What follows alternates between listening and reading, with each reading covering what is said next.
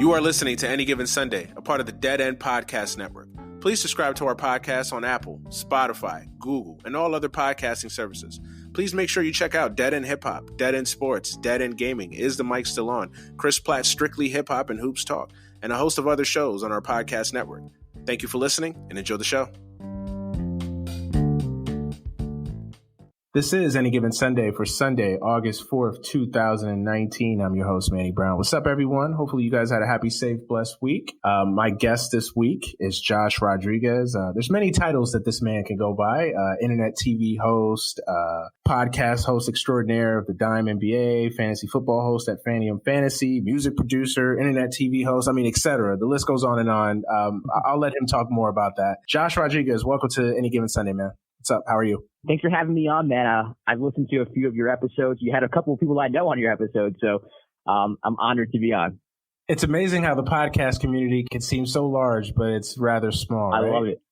Yeah, I love it. It is a small world. Shout out to Just Blaze. That's one of the guys that we're talking about. Just Blaze. Shout out to him. I had him on the show a couple weeks ago, so definitely good to know. Good to know. Yeah, it was surprising when you told me you know Just. I was like, oh, really? So it's a small world out there, especially in the podcast. I've never actually met him in person, but he's a Twitter friend, and we I guess kind of clicked on Twitter, got on each other's podcasts, and then from there we've connected with other people, and it's always good. It's very difficult to network, especially when you're doing the same thing as someone else. A lot of people look at it as competition, but I like people who look at it as just kind of networking and growing together. So Just is one of those people who I consider myself growing with, and so I'm happy to meet you through that same type of medium.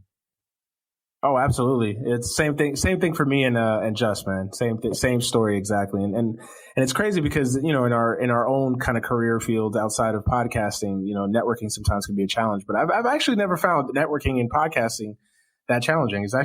It's been refreshing that it's actually easier, because most of the people that I've met, they kind of understand like, hey, we're all doing the same thing. We're all trying to get on somehow, some way, and make this, a lot of us, this is our dream job. So, a lot of us are just doing the same thing, trying to get on and trying to get discovered, trying to get famous, trying to take something to the next level. So, it's actually been refreshing to network with a lot of good people, and everybody's got a common goal to, just to be better podcasters and to just be better content creators, Yeah, we're in a good circle right now, man. I like it.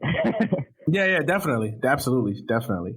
But like I always try to do when I have first time guests on the show, I like for that person to kind of introduce themselves to the audience who may not be familiar with them. So just take this time out to tell the world who, at least the Any Given Sunday world, who Josh Rodriguez is. So I am Josh Rodriguez. I'm an internet TV host, podcast producer. I also do music as well. I'll start with internet TV hosting right now. I'm hosting for Fanium Fantasy Sports as a fantasy football analyst. Also, they're working on an app that I'm going to be hosting. It's basically just kind of like a DraftKings mixed with pop culture type app that's coming out soon. I was formerly a host on Black Hollywood Live Sports Weekly, AfterBuzz Sports. I've been on The Fumble. I've hosted things for Red Bull Music, things of that nature. As a podcast host, I have my own podcast, The Dime with Josh Rodriguez. It's an NBA podcast, strictly NBA, which is basically what I love the most in, I guess, the sports media world. I'm a huge Knicks fan, I know. But I do talk all teams and all the general headlines in the NBA. 60 episodes in, so if you want to subscribe, you can. The Dime with Josh Rodriguez on iTunes, Spotify, Stitcher, iHeart, all that good stuff. And I'm a podcast producer too. I've worked with SiriusXM, Westwood One. I'm currently the engineer for Straight Talk with Ross Matthews, which is like a completely different realm of like sports. It's an LGBTQ podcast. It's not what you expect someone who does sports podcasting to be on, but I'm on it and I have a lot of fun doing it. The cast is amazing. It's great. And if you want to laugh and, that's your type of humor, then, you can check it out as well. Straight Talk with Ross Matthews. So I do a lot of different things. Awesome. That's see, I told you guys he had the man wears a lot of hats, so who better to describe him to him then, right? So definitely we'll definitely plug those shows and all the work you got going on. You mentioned the app. Anything you could share with the app? I know that things are still kind of in the secret mode. We're testing it right now. It's in a beta mode, basically, test flight mode. It's going to be called, it's called the Fanium Challenge. And basically every day we're going to be giving you, so basically today the Red Sox and Yankees are playing. We're going to give you like 5 questions about the Yankees Red Sox, kind of like prop betting. You know, who's going to have the most hits, total bases, who's going to have the most strikeouts. And it's a set of 5 questions, and you're going to compete against other people for cash. So you can win cash. Right now we're testing it out though, because we want to do different competitions for different games. We just don't want to have one game. We want to have like the whole slate on there, and make sure the app is good and ready to go. And I'll be the guy who's popping up in front of you, just giving you information about the game. Awesome. Well, if this app blows up, remember this podcast episode, okay? Of course, man. Shout us out a couple times on the Fanium Challenge, definitely. You got it. Like when it was in beta mode, he came here and promoted it. So just letting y'all know. You know? I told you guys first, and you guys made it popular. You made it big. Awesome. So tell me about your life, man. Tell me about growing up. Where did you grow up initially, and what got you into sports? Okay, so I was originally born in the Bronx. I grew up in Riverdale, which is a part of the Bronx where people are like, that's not the Bronx, but geographically, yes, it's the Bronx. It borders like Yonkers. And so I became a Yankee fan. I was a huge baseball fan growing up. Oh, God. You're a Mets fan? Yes. So I'm letting you know right now, this podcast will be very interesting, but go ahead. I don't hate the Mets, though. I really don't. I have no beef with the Mets. So yeah, growing up, baseball was my favorite sport. And coincidentally, I don't really follow baseball that much anymore. I turned more into a basketball fan growing up into my preteen, teen years. Was always a Knicks fan. Fell in love with the 93 Knicks. Starks, Ewing, Oakley, that whole squad. And, you know, they've been breaking my heart since 2001.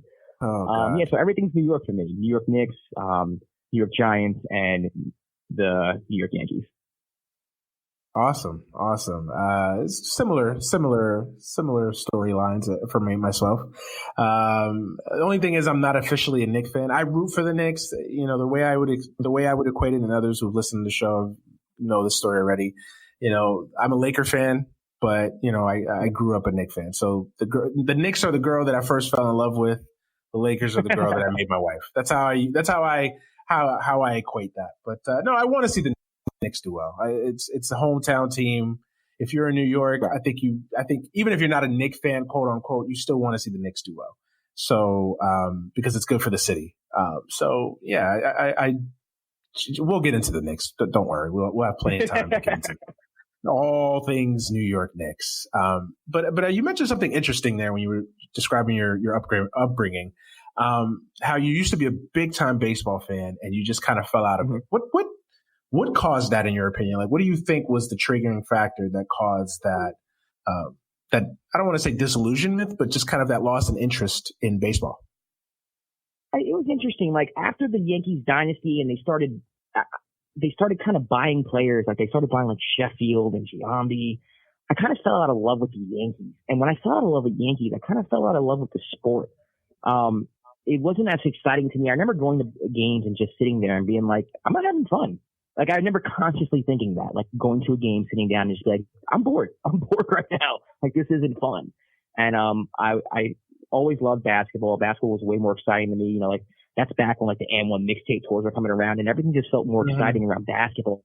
I just kind of focused more on basketball and slowly fell out of love with baseball. I mean, I was better at baseball growing up than I was in basketball, but I started to love basketball more. And so I got frustrated because I was better at baseball. So I started growing resentment towards baseball. Like it's a mixture of a lot of things. But mostly like I fell out of love with the Yankees and then I kind of fell out of love with the sport. Yeah. I love that 90s dynasty. And then when they started buying like I said, like Sheffield, Giambi, like the Kevin Brown, like he didn't work out, but like it didn't feel right, if that makes any sense. And then I kind of fell out of love, like, of the reason why I liked the Yankees to begin with. I mean, they did literally become the evil empire. Oh yeah, and they still are, I know they had a little bit of a quote unquote rebuild, if you want to call it that. But they've been the evil empire, and I think they've embraced it. I mean, they've embraced being the hated team, the team that basically is. You know, and there's just a smug arrogance about it. Like, you know, we're the Yankees and you're not. We can afford your bad contracts and you can't. You know, that sort of thing. Just it's very arrogant and condescending. And also, there's an interesting story where I don't know if any Yankee fan will remember this, but I was at the game where Jeter, like, he hurt his ankle really bad in the playoffs against the Detroit Tigers. Right, I remember that. In that inning, there was a fly ball hit to right field, and Nick Swisher was playing right, and he missed it. And next play, I think that's when Jeter hurt his ankle. So during that time, where there was a down play of the action and they were attending to Jeter, I was sitting in the right field bleachers. And everyone just started cursing at Swisher, and they started yelling at Swisher. And in that moment of time, I was like, dude, like, come on. Like he didn't make the play, but like, you cursing him out. Like, and you're taking this way too seriously. So, and that was another moment where I was just like, there's something about like the Yankee fan base where I'm just like, I don't relate to y'all anymore. It was just weird. It's a mixture of a lot of things. I don't know why I vividly remember that, but I remember feeling really bad for Nick Swisher. Like, damn, like, this guy's like giving his all. I mean, Nick Swisher, I mean, he's not a perfect baseball player by any means, but if there's one thing you don't question about Nick Swisher, is the fact that he gave 100% every single time he stepped on the field. So it was one of those things where I just kind of was like, you know what, I'm not feeling it.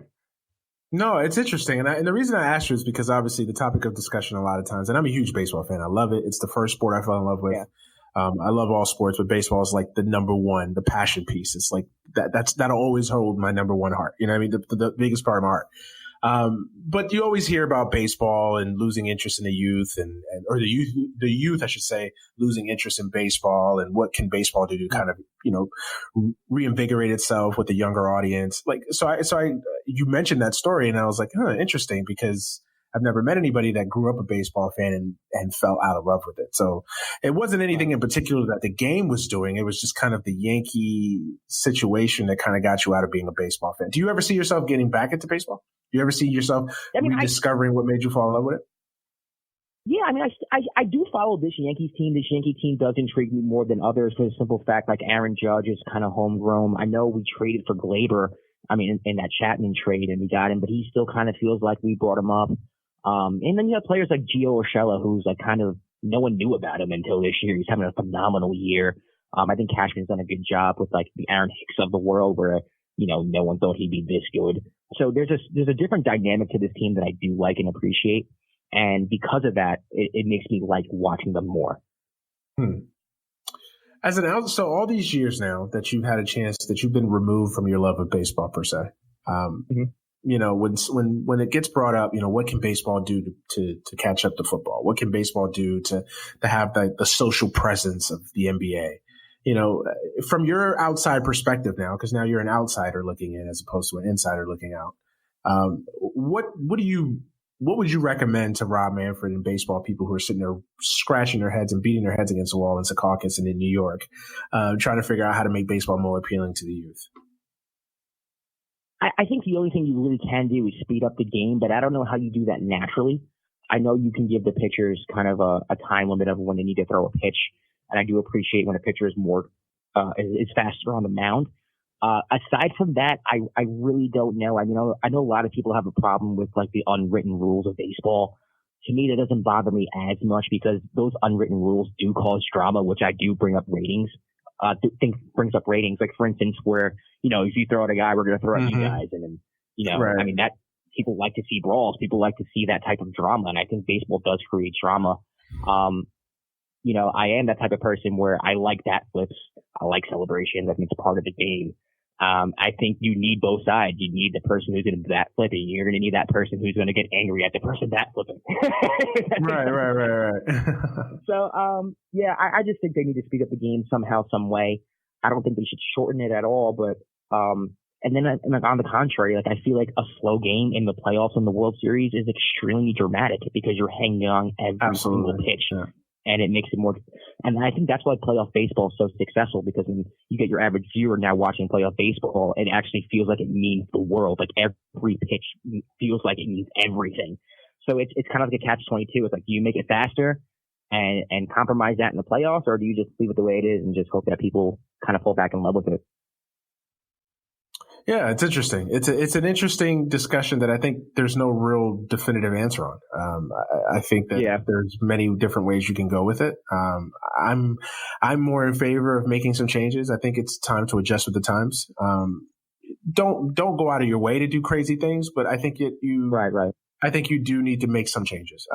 The pitch clock, I think would help. I think I used to be against the robot umpires, but I'm more and more starting to be in favor of it. Because it's just too many Angel Hernandez games. Oh yeah, way too many Angel Hernandez games, and I think the umpires contribute to it too. They don't enforce these guys. They don't enforce lesser mound visits. They don't enforce these guys getting back in the box. They don't enforce these pitchers throwing balls any faster, pitching faster anymore. I mean, the umpires contribute to it as much as people. I think an underrated aspect of this is how much the umpires contribute to the slowness of the game. Right. So I think that, I mean, all the things that have been recommended out there, and even the extra inning stuff. I mean, there was an Angels, I believe there was a crazy game last week where it was an Angels-Tigers game. And it was an 18 inning game. It was a 16 or an 18 inning game. Sorry if I don't remember the exact inning, but it was a crazy extra inning game. And it was a 5.5 hour game. Now, I know what people will say. Well, it was an extra inning game and blah, blah, blah. But I mean, you can't have a game between the Angels and the Tigers. It's not like this is Yankees Astros or Indians Red Sox or, Dodgers Nats. I mean, the two nondescript teams. And it's a 5.5 hour. Yeah, exactly. Going nowhere, middling franchises right now. And it's a 5.5 hour game. And I remember I was listening to the radio and I was listening to Mad Dog Radio. And I think, Chris Russo said it best. He's like, you could fly to London from New York in quicker time than that game ended. And that just encapsulated it.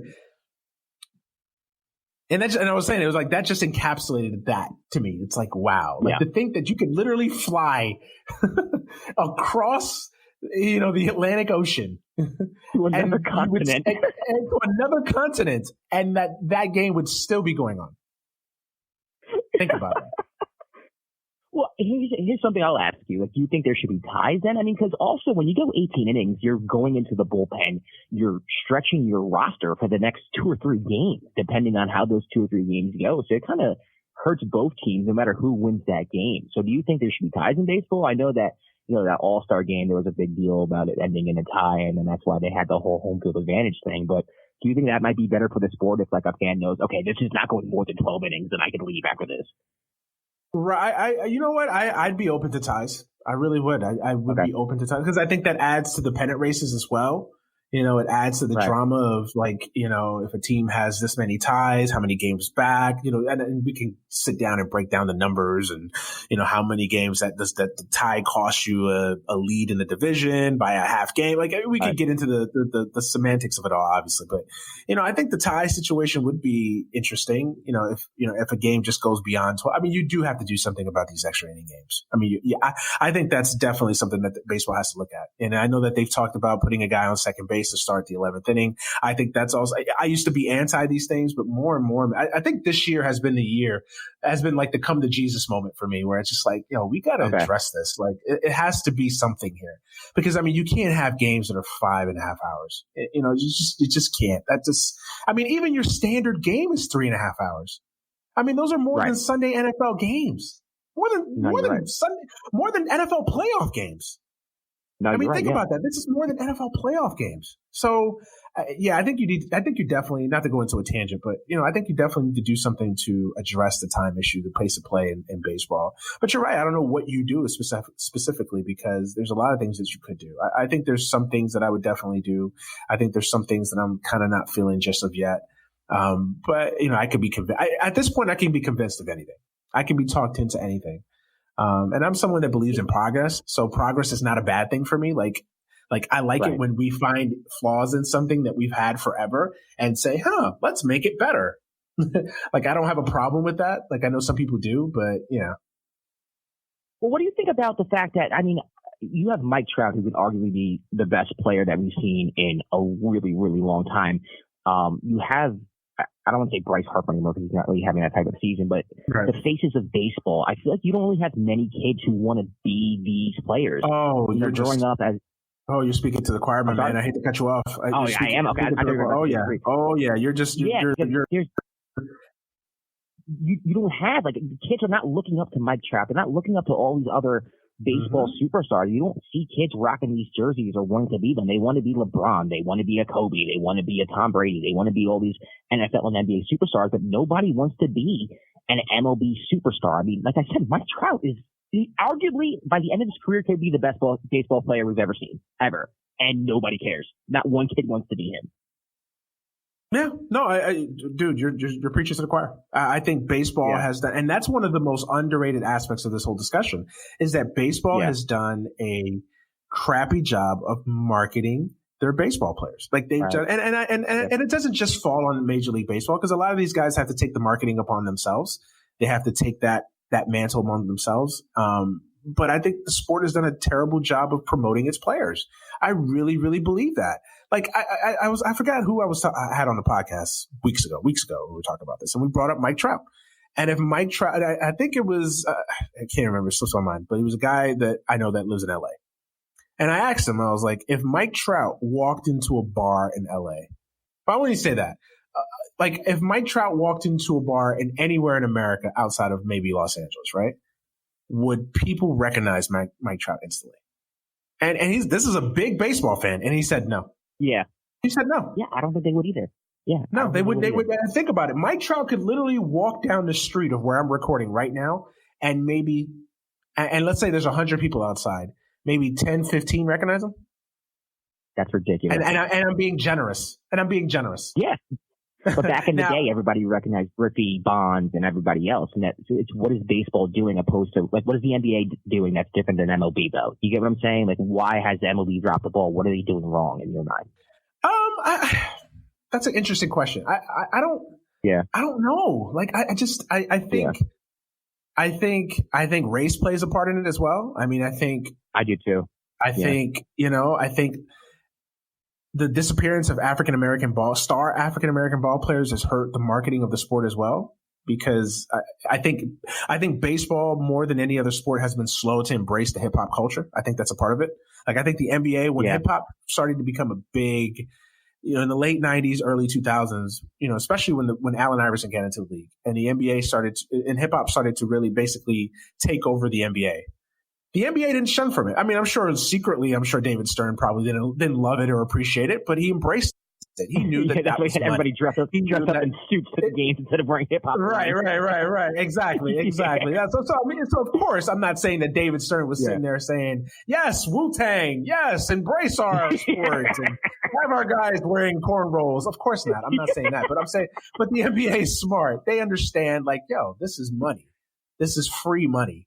Right. And I think baseball just hasn't done that. Like they haven't embraced the hip hop culture. They haven't embraced what young people are into, and I think that's a part of it. I also think that I think the lack of a true African American quote unquote superstar that's marketable, that has the personality and the charisma that a Ken Griffey has, that also affects it. Like, we talked about Mike Trout. Mike Trout's boring. Like, and that's not a bad thing. Like, he's a good kid. From everything you hear, everything that's being reported about him, we obviously don't know him in his personal life, but everything that you hear from him is that he's a good guy. He's quiet, humble, just one of those guys that he's just comfortable being Mike Trout, that nobody knows me. I make my $400 million.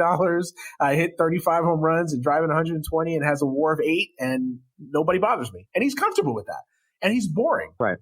But that's not a guy that necessarily moves the needle. Bryce Harper would be that guy.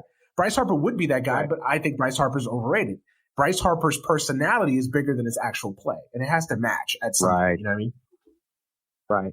See, for me, I mean, you said they don't embrace hip hop culture. I'll take it a step further and say that they don't really embrace any culture except old white people culture.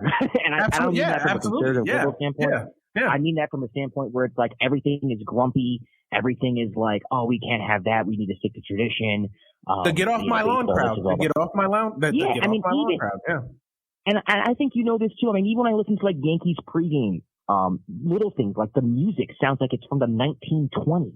Yes. Like there's just nothing. It doesn't have to be hip hop, but I mean, every time I turn on a baseball game, it sounds like I'm in the 1920s, 1930s, and like 80, 70-year-olds are trying to, go back into time and live their glory days. You go to a baseball game and you go to Wrigley Field and the organ's playing, and I get that there's a charm to it, but at the same time, you're turning off a lot of people.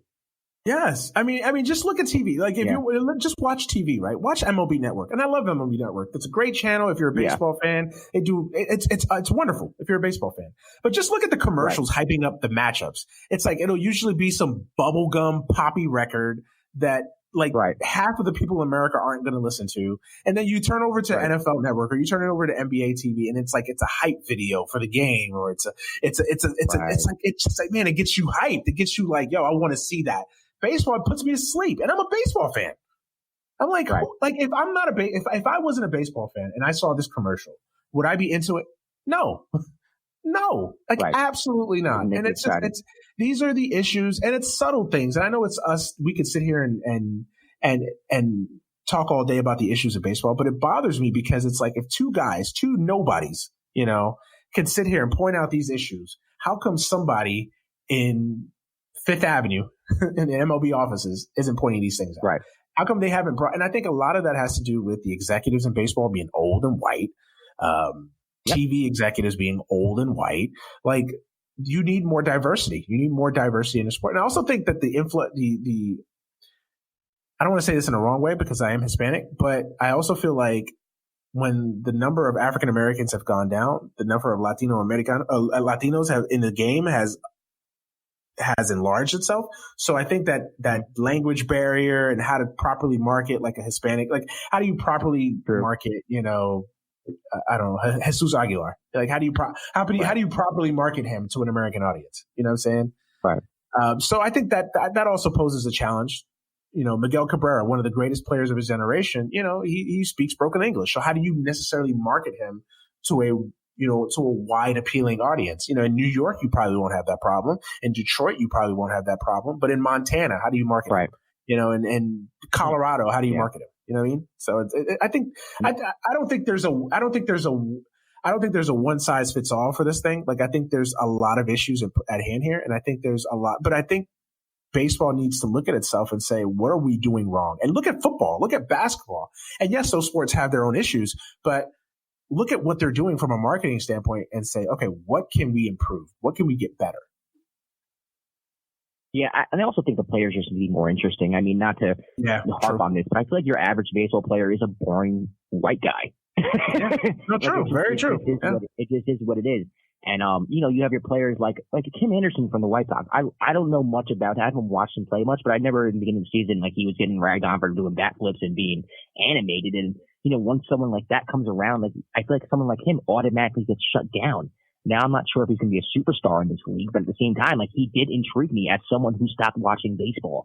You need to promote people like that, get him in a commercial, get him in an MLB commercial. You know what I mean? Things like that. I don't see the MLB doing that. Yeah, no, I have too many players who have a personality. A lot of your players are just basically like, okay, I'm just going to show up to the ballpark and play the game.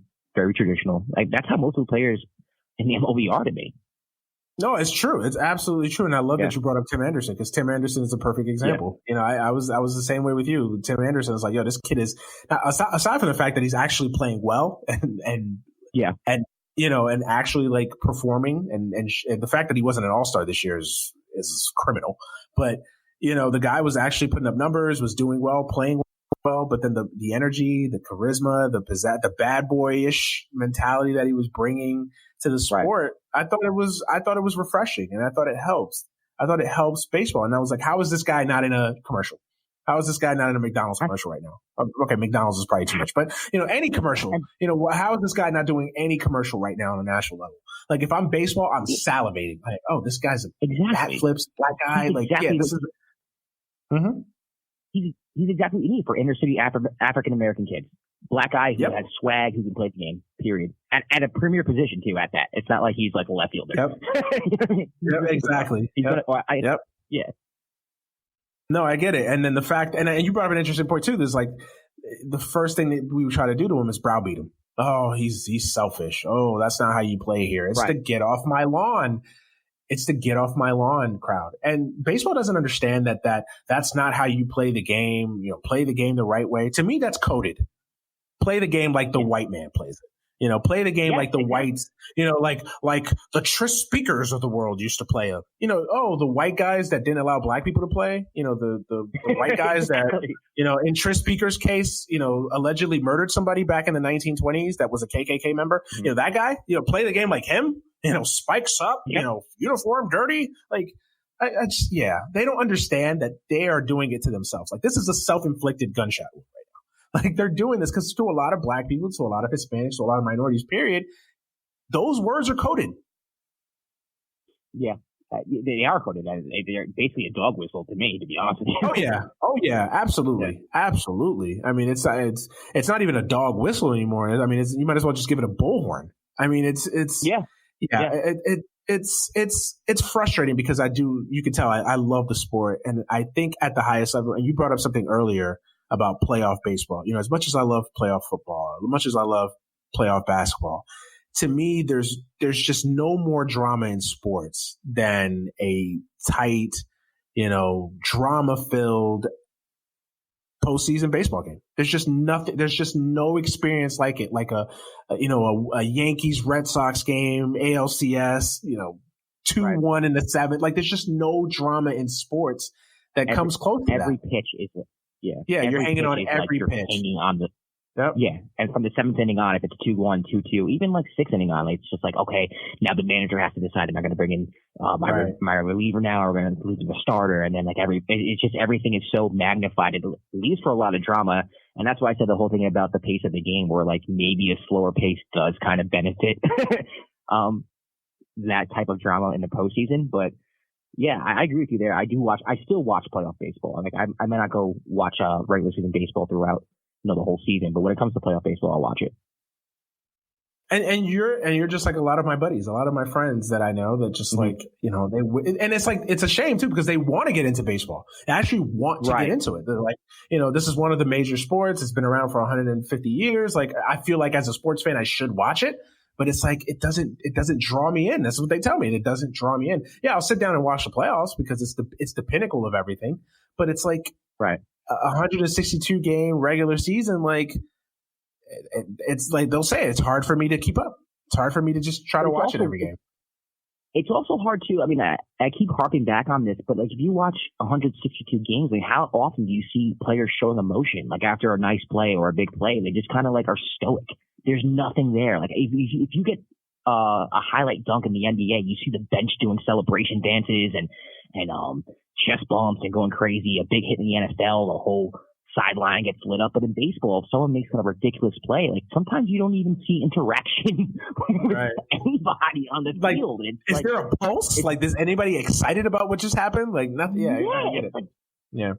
It's really difficult. I mean, I like the fact, like with that one year the Yankees had the thumbs down thing going for them. Like I like when teams do that. Now when people have like a hit, like they motion towards their dugout, that's awesome. Like every team needs to be doing that. That gets you something that can be relayed to the fans. T-shirts can be made, slogans can be made. Yep. The Red Sox had something like that a few years ago, and I just had the thumbs down a few years ago. I think every team that does that seems to be even more cohesive as a team in general, and I feel like it trickles down to the fan base and it makes people more excited to watch that team. Have you ever watched Caribbean baseball, like the Caribbean World Series, and how all the players I haven't.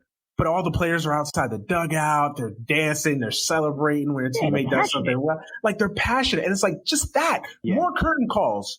Just make the game exciting. Right. Like little things like that are exciting. Like you talked about bat flips. Like I love the bat flips. Like when Jose Bautista had the infamous bat flip in the playoffs, a few years ago. Oh my God! Epic. Yeah. Like epic. Like that. Yeah. More of that.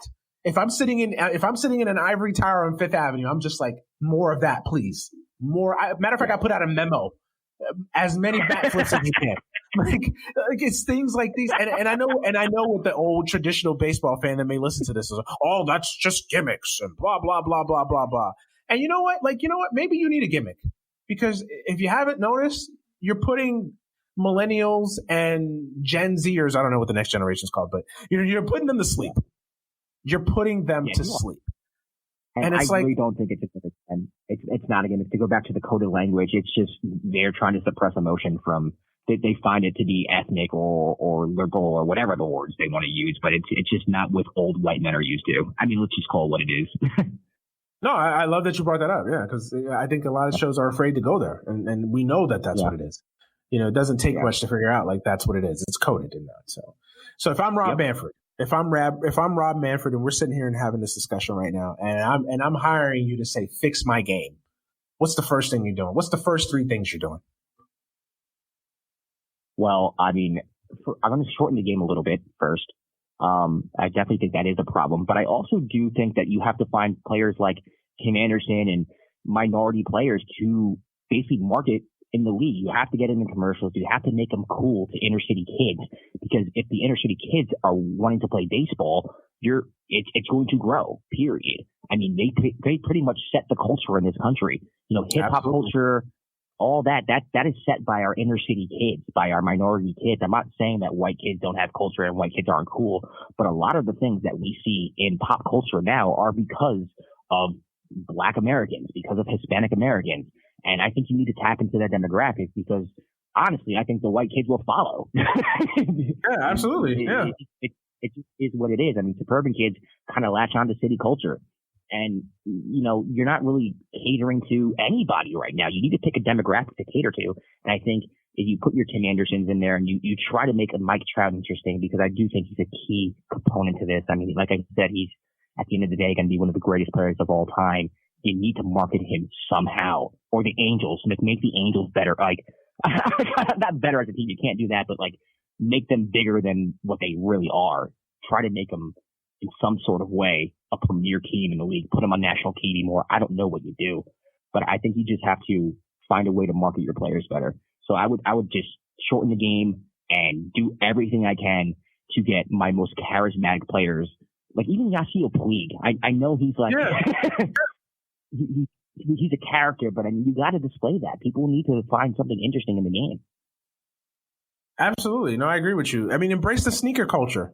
Baseball has cleats.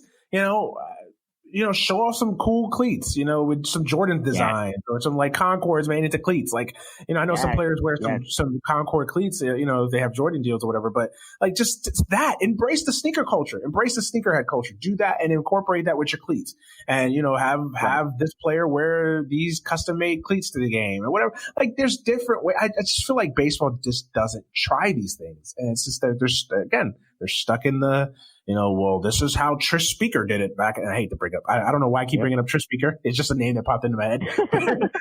But this is how Trish Speaker did it back in 1910. So we're going to do it this way forever. Like, I'm sorry. It's 2019. It's time to move forward now. Like, Yeah. What would you do? What would you do if you're Manfred? I mean, I think obviously all the things that we talked about as far as pace of play, I think that definitely would help. I think speeding up the game substantially would help. I'd be willing to look at the tie situation. That was actually a great idea you brought up. Bringing in ties into the baseball. Because, I mean, you can't have these games going into 15, 17 innings and expand the rosters. That's another. And none of these are things that haven't been talked about before. I'm sure any baseball podcast out there has probably brought this up. Any nationwide baseball shows brought this up. So these are not, issues that were just, ooh, wow, I've never heard these before. Of course we've heard these things.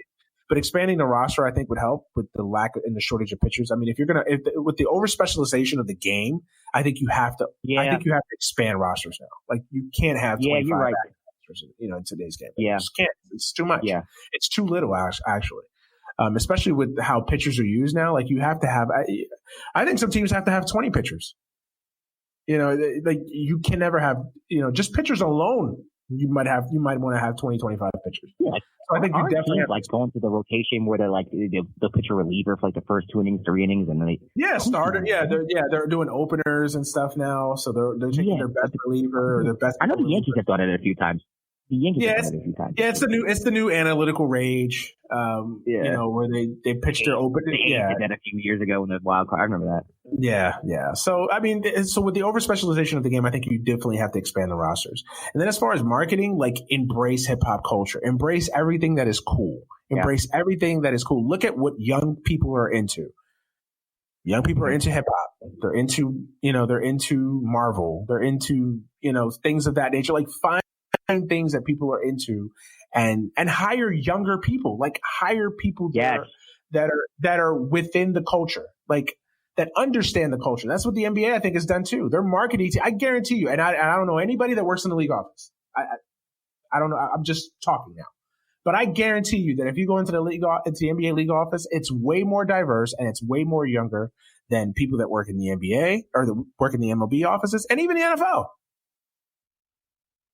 So I think hire people that have a social media presence, that have an understanding of what young people are into. And I think that goes a long way. And you brought up Mike Trout. Like, Mike Trout can be boring if you have other guys that you can market. Like, Mike Trout could be the boring guy. But when you don't have other guys to market and he is the only player, he is the best player, it's hard for him to be boring and uninteresting. That's true. Like, if Tim Duncan was the only NBA superstar in that era, right, exactly. Right. Like, in that era, we had Kobe, LeBron, you know what I mean? So Tim Duncan could be boring as shit. Like, it didn't bother him. But when Tim Duncan is the only guy and he is the superstar of the league, and it's like, man. Oh, he's boring, yeah, you're in trouble. You're in definite trouble. So, yeah, no, I again, there's no perfect solution to this, but I think you just got to try. You got to just be willing to do something different. You know, take whatever blueprint you have out there and just rip it up and say, I'm open for all ideas. You know, hell, I would be in even favor of shortening the season to 154, going back to 154 games. I'd even be open to that, because even 162 games at this point probably feels like too much. Yeah, it is a lot. And I just don't know how you fix all this without actually fixing the players themselves too, though. Like I said, I think a lot of the players are boring themselves, and you don't have but that's going to take a generation, though. I think that's going to take a generation. I think that's going to take a cultural. Yeah. If you excite a younger generation, you know, in 10, 15 years, that new generation is going to make the league very exciting. Right. So that's what that's going to take. So yeah, the guys that are playing now, they're not going to change. I mean, these guys have come up with the old way forever. But it's the guys coming up in Little League, the guys that are coming up in, you know, playing high school and college ball and these travel teams. That's the generation that you have to try to get now and try to change and try to, you know, indoctrinate this coolness factor too. And like I said earlier, you know, more bat flips, you know, more moments that make baseball stand out, that make baseball cool. You know what I mean? So I agree. Who knows? Maybe they'll listen to this podcast and decide, you know, wow, these two guys are smart. I hope so. Manfred, right? Exactly. Yes, exactly. Yeah. We got off on a tangent because I didn't even want to go into this, and we just, you know, but that's how we do sometimes on this podcast. You know, we go into little tangents, make a discussion. Awesome. But going back to you, so you wear a lot of hats. What's the favorite hat? What's the one role that you play right now that's just like, this is what I do. This is me. This defines me. This is my passion. I love my podcast at Dime. Just for the simple fact, I love talking basketball. I mean, you just went on a tangent about baseball. I could do the same thing about basketball. And you know, it's a passion project of mine. I'm not making money off the podcast. You know, it's going to be my third year starting next year doing it, and it's grown slowly the first year, and then the second year, I think I increased my downloads by 200%, which I'm really proud of. And awesome. I don't know, it's just kind of like a personal challenge to me to make a podcast and get an audience and have my voice heard. And I'm sure you feel the same way about your podcast, where it's kind of just a passion project, and you're hoping that this can take off, and you're proud of your accomplishments, whether it's viewership or the amount of guests you get and who you get, and talking about something that you love. And for me, that's my favorite thing that I do. Definitely my podcast at Dime. What got you? What made you fall in love with podcasting? Like, what was it? Was it another podcast? Was it just the lack of voices that you felt talk to you specifically? Like, what was the one thing that said a podcast? It was a mixture of a few things.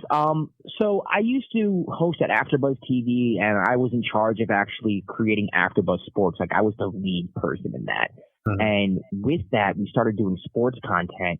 And all of our sports content, we do it on YouTube, but the audio actually goes into a podcast form. And I started noticing that there were a lot of sports podcasts out there, a lot of people like having their voice heard. And I felt that, no disrespect to AfterBuzz, but they're not a sports programming channel at all. And I felt like my voice wasn't being taken as seriously. And I was like, you know what, if I want to apply to be a sports media personality or member or whatever it is, I need a serious form or something I can show them outside of AfterBuzz TV. I want to make an NBA show, basically. So that's what I did. Like, I didn't realize how big podcasting was until I was at AfterBuzz, and I thought it was a medium where I can have my voice taken more seriously than it was being taken. Yeah, awesome. Awesome. What do you think is, I'm trying to frame this question the right way. What do you think is the biggest problem with the sports media medium today? Because I feel like the reason I started my podcast is because there wasn't enough voices that were interesting me.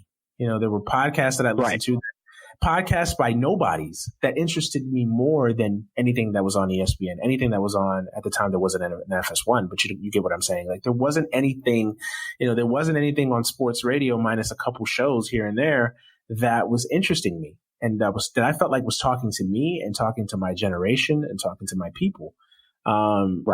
So what do you think is the biggest problem right now with the sports media medium as a whole? Well, I feel like they only focus on a few things, so I'll just keep it NBA related.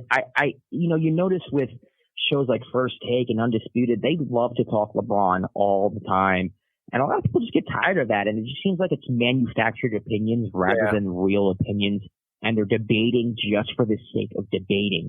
Now, I'll always have an opinion on LeBron. I'll have an opinion on what LeBron does, but at the same time, there are other things I want to talk about as well, and there's so much nuance to different types of opinions that you can go into and different nuance that you can go into whatever game that you're watching that I feel like they don't really touch. They talk in very general terms, like, is LeBron the best player ever of all time? And like the discussion they'll have will be like, yeah, yes and no. It's just the same thing over and over again without any type of nuance, without any type of context, just saying things just to say things. And I think people kind of just get tired of that. I mean, the GOAT conversation is a cool conversation to have, but to have it every week is just exhausting. It's jumped the shark. It's definitely jumped the shark. After this. It's because it became a thing for so long, and it was instant. It was the one thing that you could do that instantly got your attention, and then it's like they've done it so much now that I think even people are just over it now.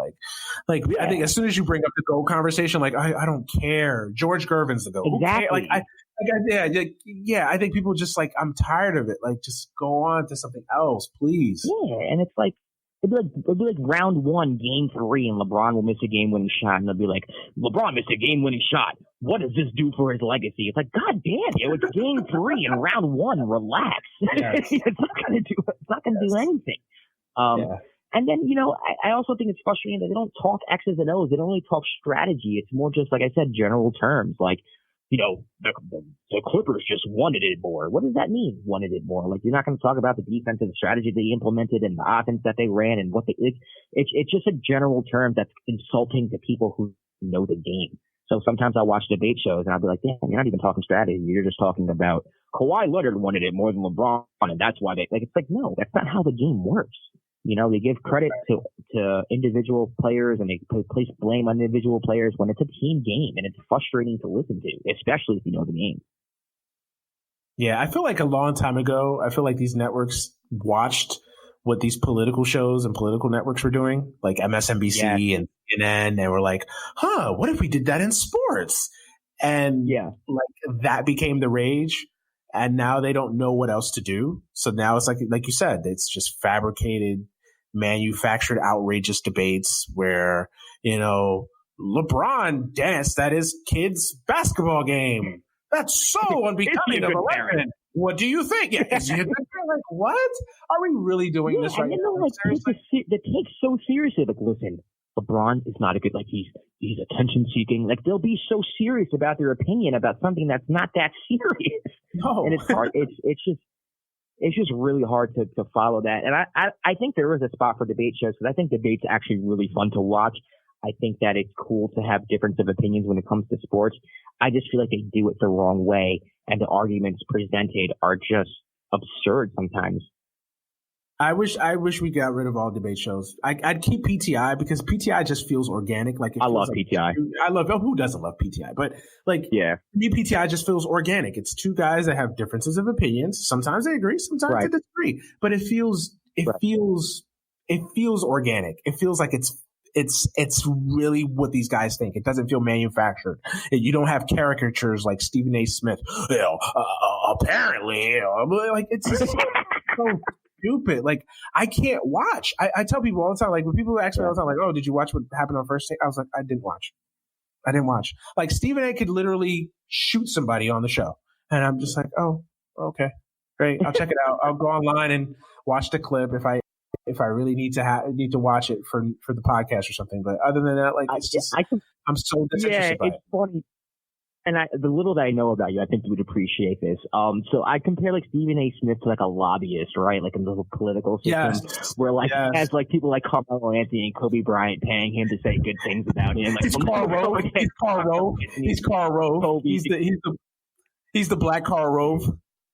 Yeah, he's exactly like that's what it is though. It's like these players have these sports personalities they want to go to, and then they'll go to bat for them no matter what. Like I'm a Knicks fan, but I was never a Carmelo Anthony fan, and I feel like Stephen A. Smith, no matter what the situation was, would always defend Carmelo Anthony and trash Mike D'Antoni. To this day, he will trash Mike D'Antoni every single day. Yeah. Houston Rockets lose the game. Oh, I think D'Antoni needs to go. Blah, blah, blah, blah, blah. And then with Carmelo Anthony, he'll defend him to the death, as if Carmelo Anthony is paying him money to pass legislation that there can't be any type of Carmelo Anthony.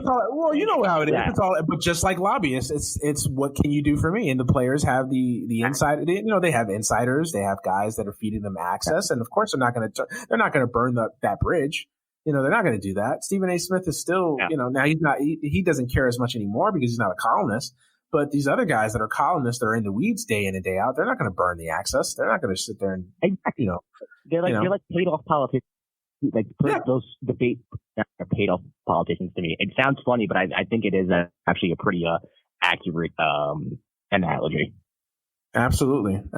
Yeah, no, it's I ask this question a lot to people I have on the show, like, and it's amazing the variety of answers that you get when it comes to sports media. Like, I feel like a lot of people are disenchanted by it. Like, I feel like it's a lot of people. Like, I tweeted something the other day. I tweeted something a couple weeks ago, and I said, and it was when Ryan Hollins was filling in for Steve. Oh my goodness! Which is don't even get me started on him. But and I just was like, and I just tweeted, I'm just paraphrasing now, but I just like, I wish ESPN would give opportunities like guys like me and guys like people that I podcast with to be on these shows and actually prove themselves, and bringing in these retread, recycled NBA analysts and players, or whoever retires first that they can stick a suit and a mic to and think, oh, they're glib, they're interesting. Like, nobody in America wants to hear from Ryan Hollins, a middling and also below average NBA player. Especially when his opinions seem like I said, it's almost like I hate to bring it to this, but like we just had 2 mass shootings, and you're going to have Republicans talking about gun Second Amendment rights. It's like, you're being paid off by the NRA. While Ryan Hollins is going on like First Take and all this type of stuff and saying stupid things, it's like he's being paid off by someone else to say stupid things that make no sense, just like the Republicans are making no sense about gun control. It's like the same thing. I know it's like trying to cross politics with sports culture, but it feels like the same thing to me. It just feels so phony, so inauthentic, and just so ridiculous. Yeah, it's completely ridiculous, and it's not even the fact that it's like. And it'd be one thing if you got even an inkling that he believed what he was saying, but it's not even that. Like, you can tell that he doesn't even believe this shit. And it's one thing to say and it's one thing to say something that's unpopular or a hot take or something that maybe other people just don't agree with per se, but to just say outrage. Like, I'm not a James Harden fan. Like, I think James Harden's overrated. I think he's an extremely flawed basketball player. But I'm not going to sit here and say James Harden's not that great of a scorer. When it comes to scoring, I'll take JJ Redick over him. Like, what? Like, that's just outrageous. That's just an asinine statement to make. Yeah, it's absurd. It's absurd. And you're right. If he actually meant that, it might be different. I might disagree with him, but you can tell he doesn't mean what he's saying. Yeah, exactly. And just to say outrageous things, Kobe's not one. I don't know why people put Kobe in the top 10 of NBA players. Honestly, I wouldn't even put him in the top 50. What? Like, seriously? You're like, you could legitimately sit here and tell me that there's 50 better basketball players than Kobe Bryant ever? Right. And that's a take that even people who criticize Kobe wouldn't even agree with. I mean, I criticize Kobe all the time. I'm one of those people who do that, and I will fully admit that Kobe probably is a top 10 player of all time. Oh, not probably. We've been getting along on the show now. Let's I'm a Laker fan now. That's like insulting Jesus. That's like insulting Jesus here. So bring it back, Josh. Bring it back. I take it back. He is definitely a top 10 player of all time.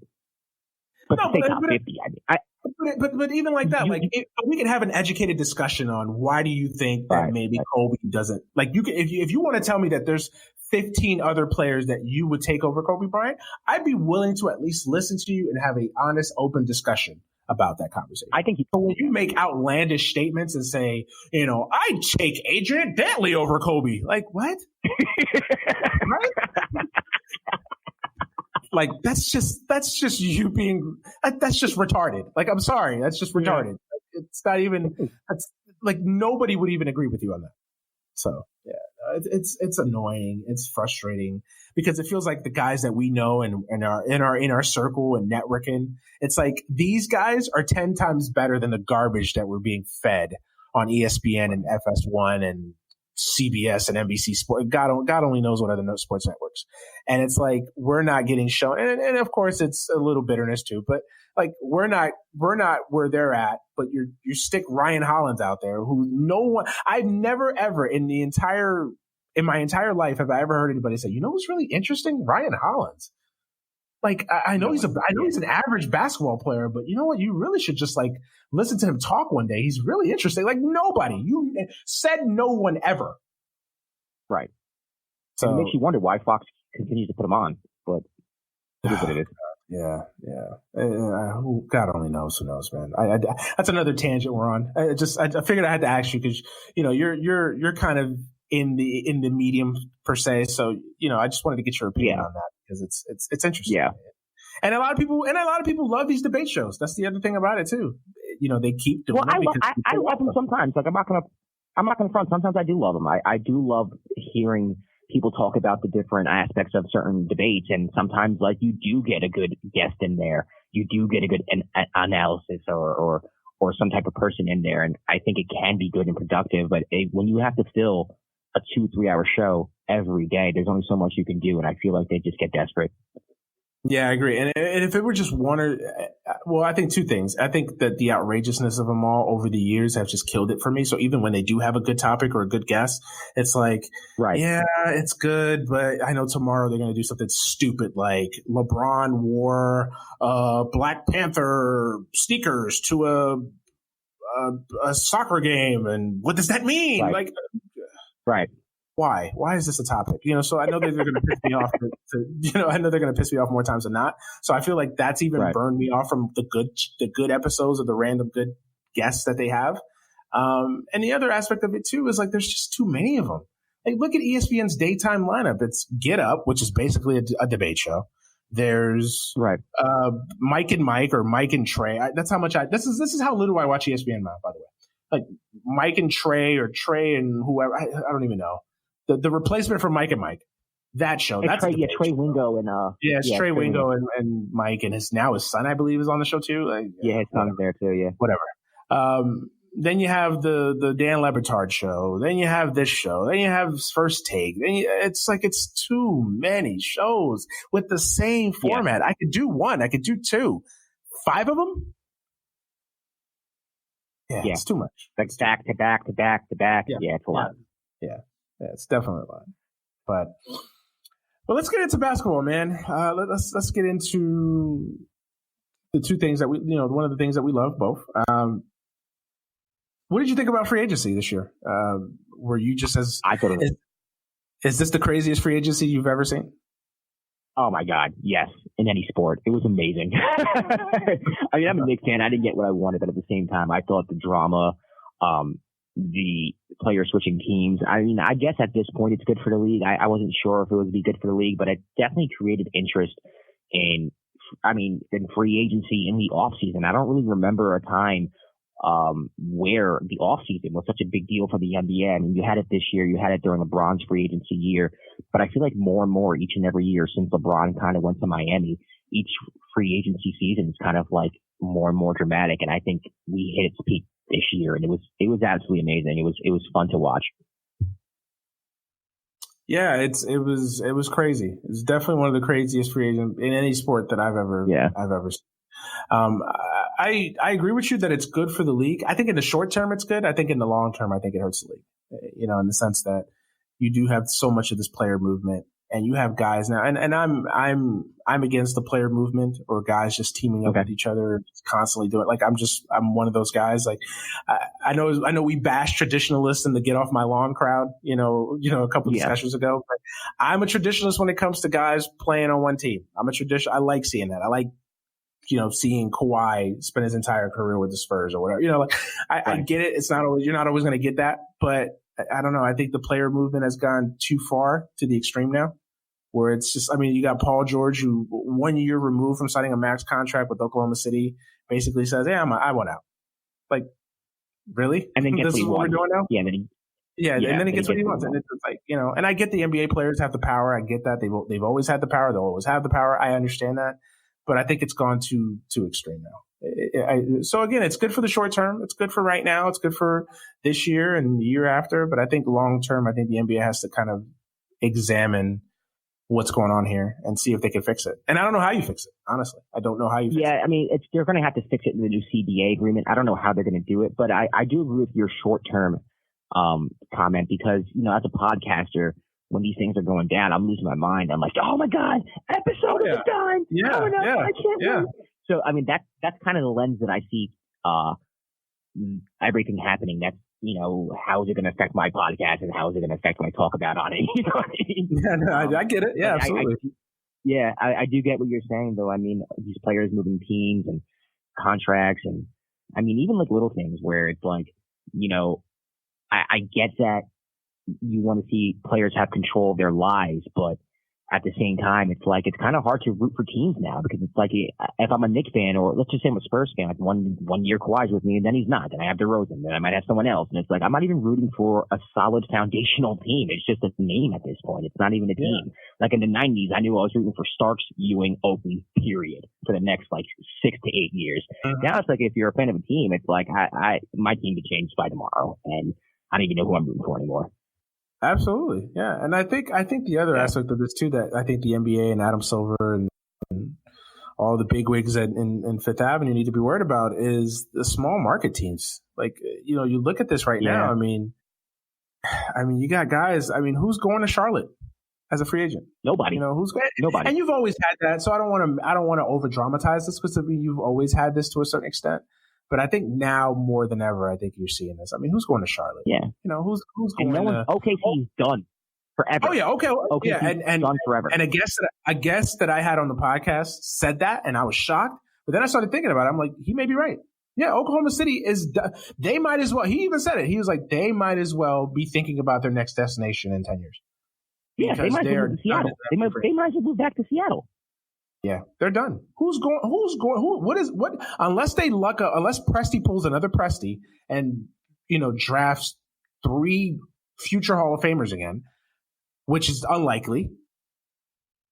Who's coming there? Who as a free agent is going there? Nobody. It's and Siberia. Team, who's going to Memphis? Milwaukee, or nobody.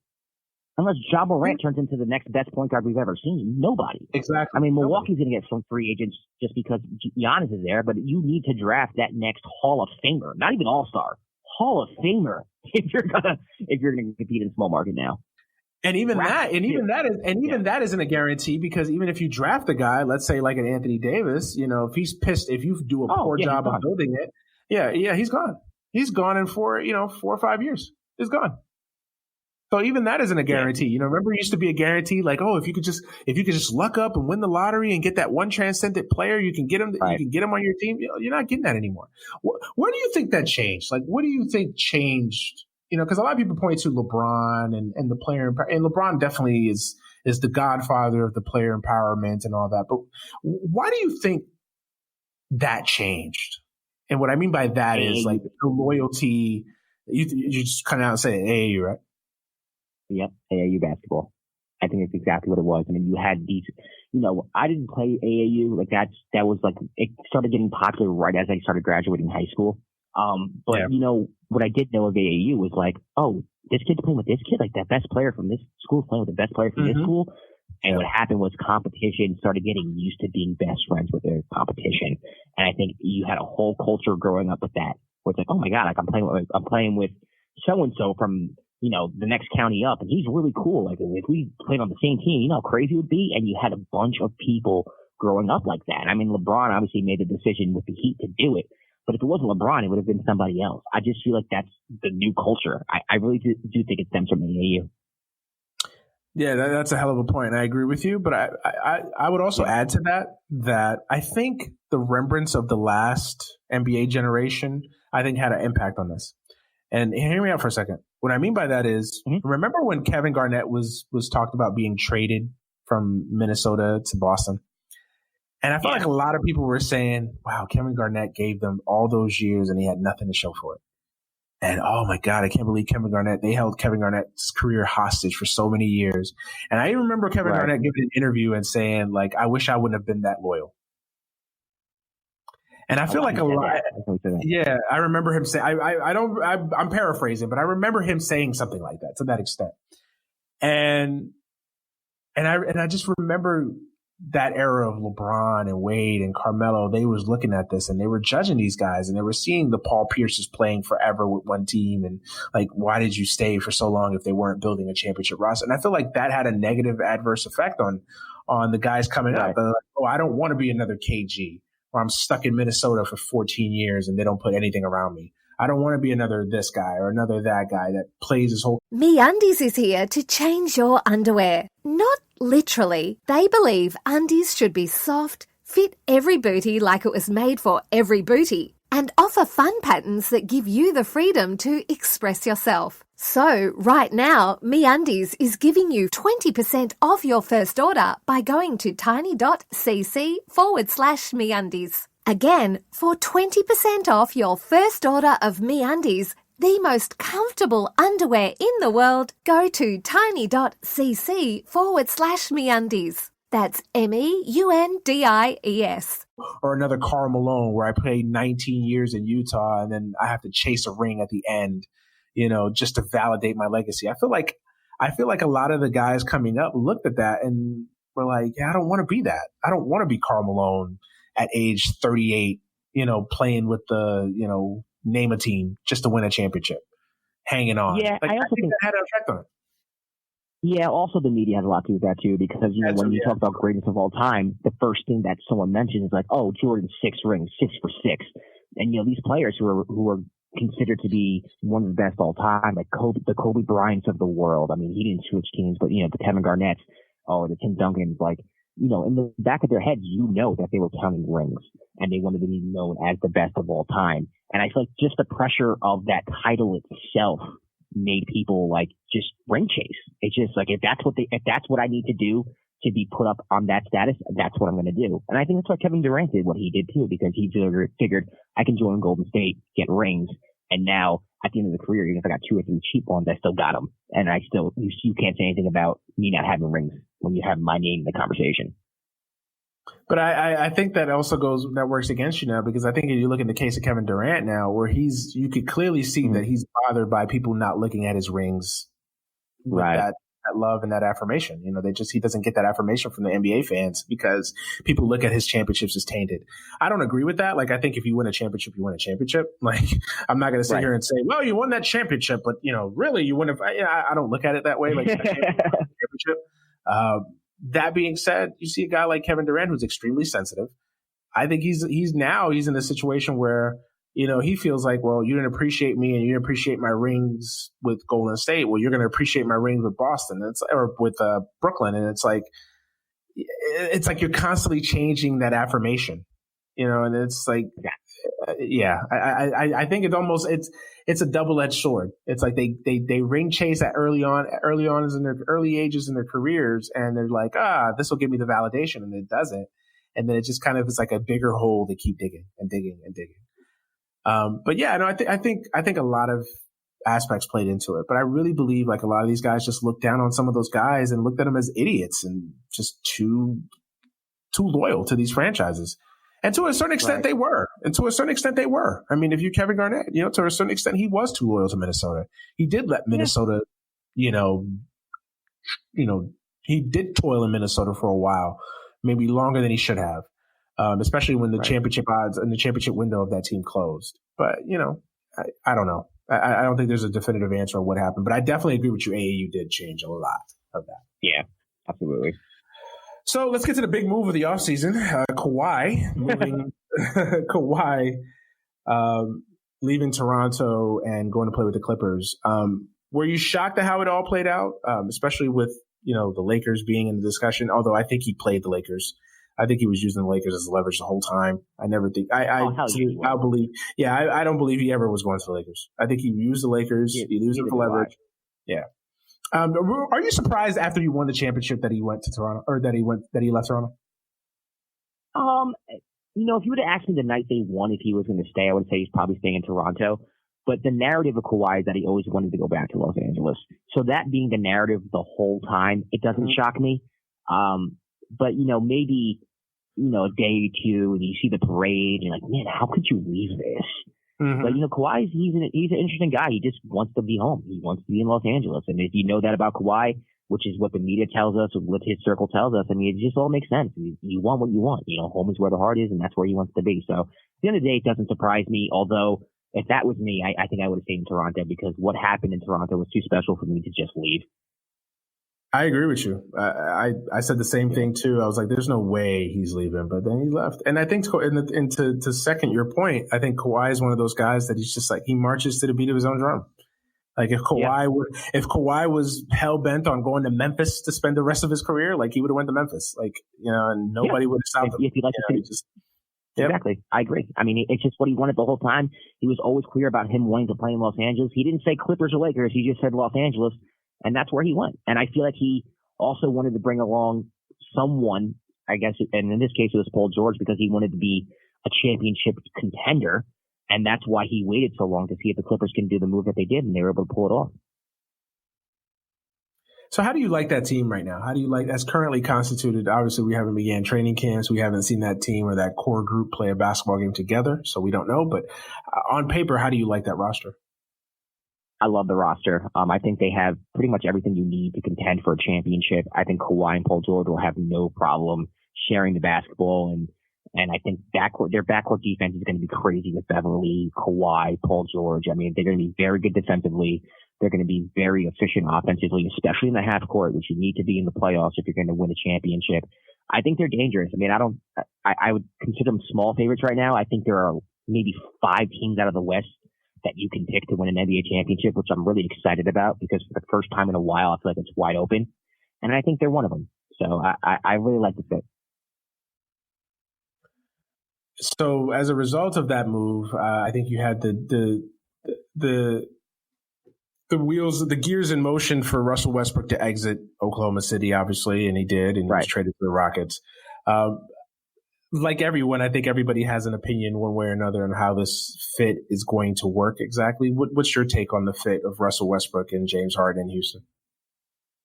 I mean, honestly, I think it's an awful fit. You have a team that's built themselves on analytics, which is 3-pointers and layups, and you bring in one of the worst 3-point shooters from the guard position, someone who demands the basketball. I mean, I hate on Westbrook a lot, but at the same time, I'm not naive enough to know, that he's one of the best players in the league. Like he's an amazing talent.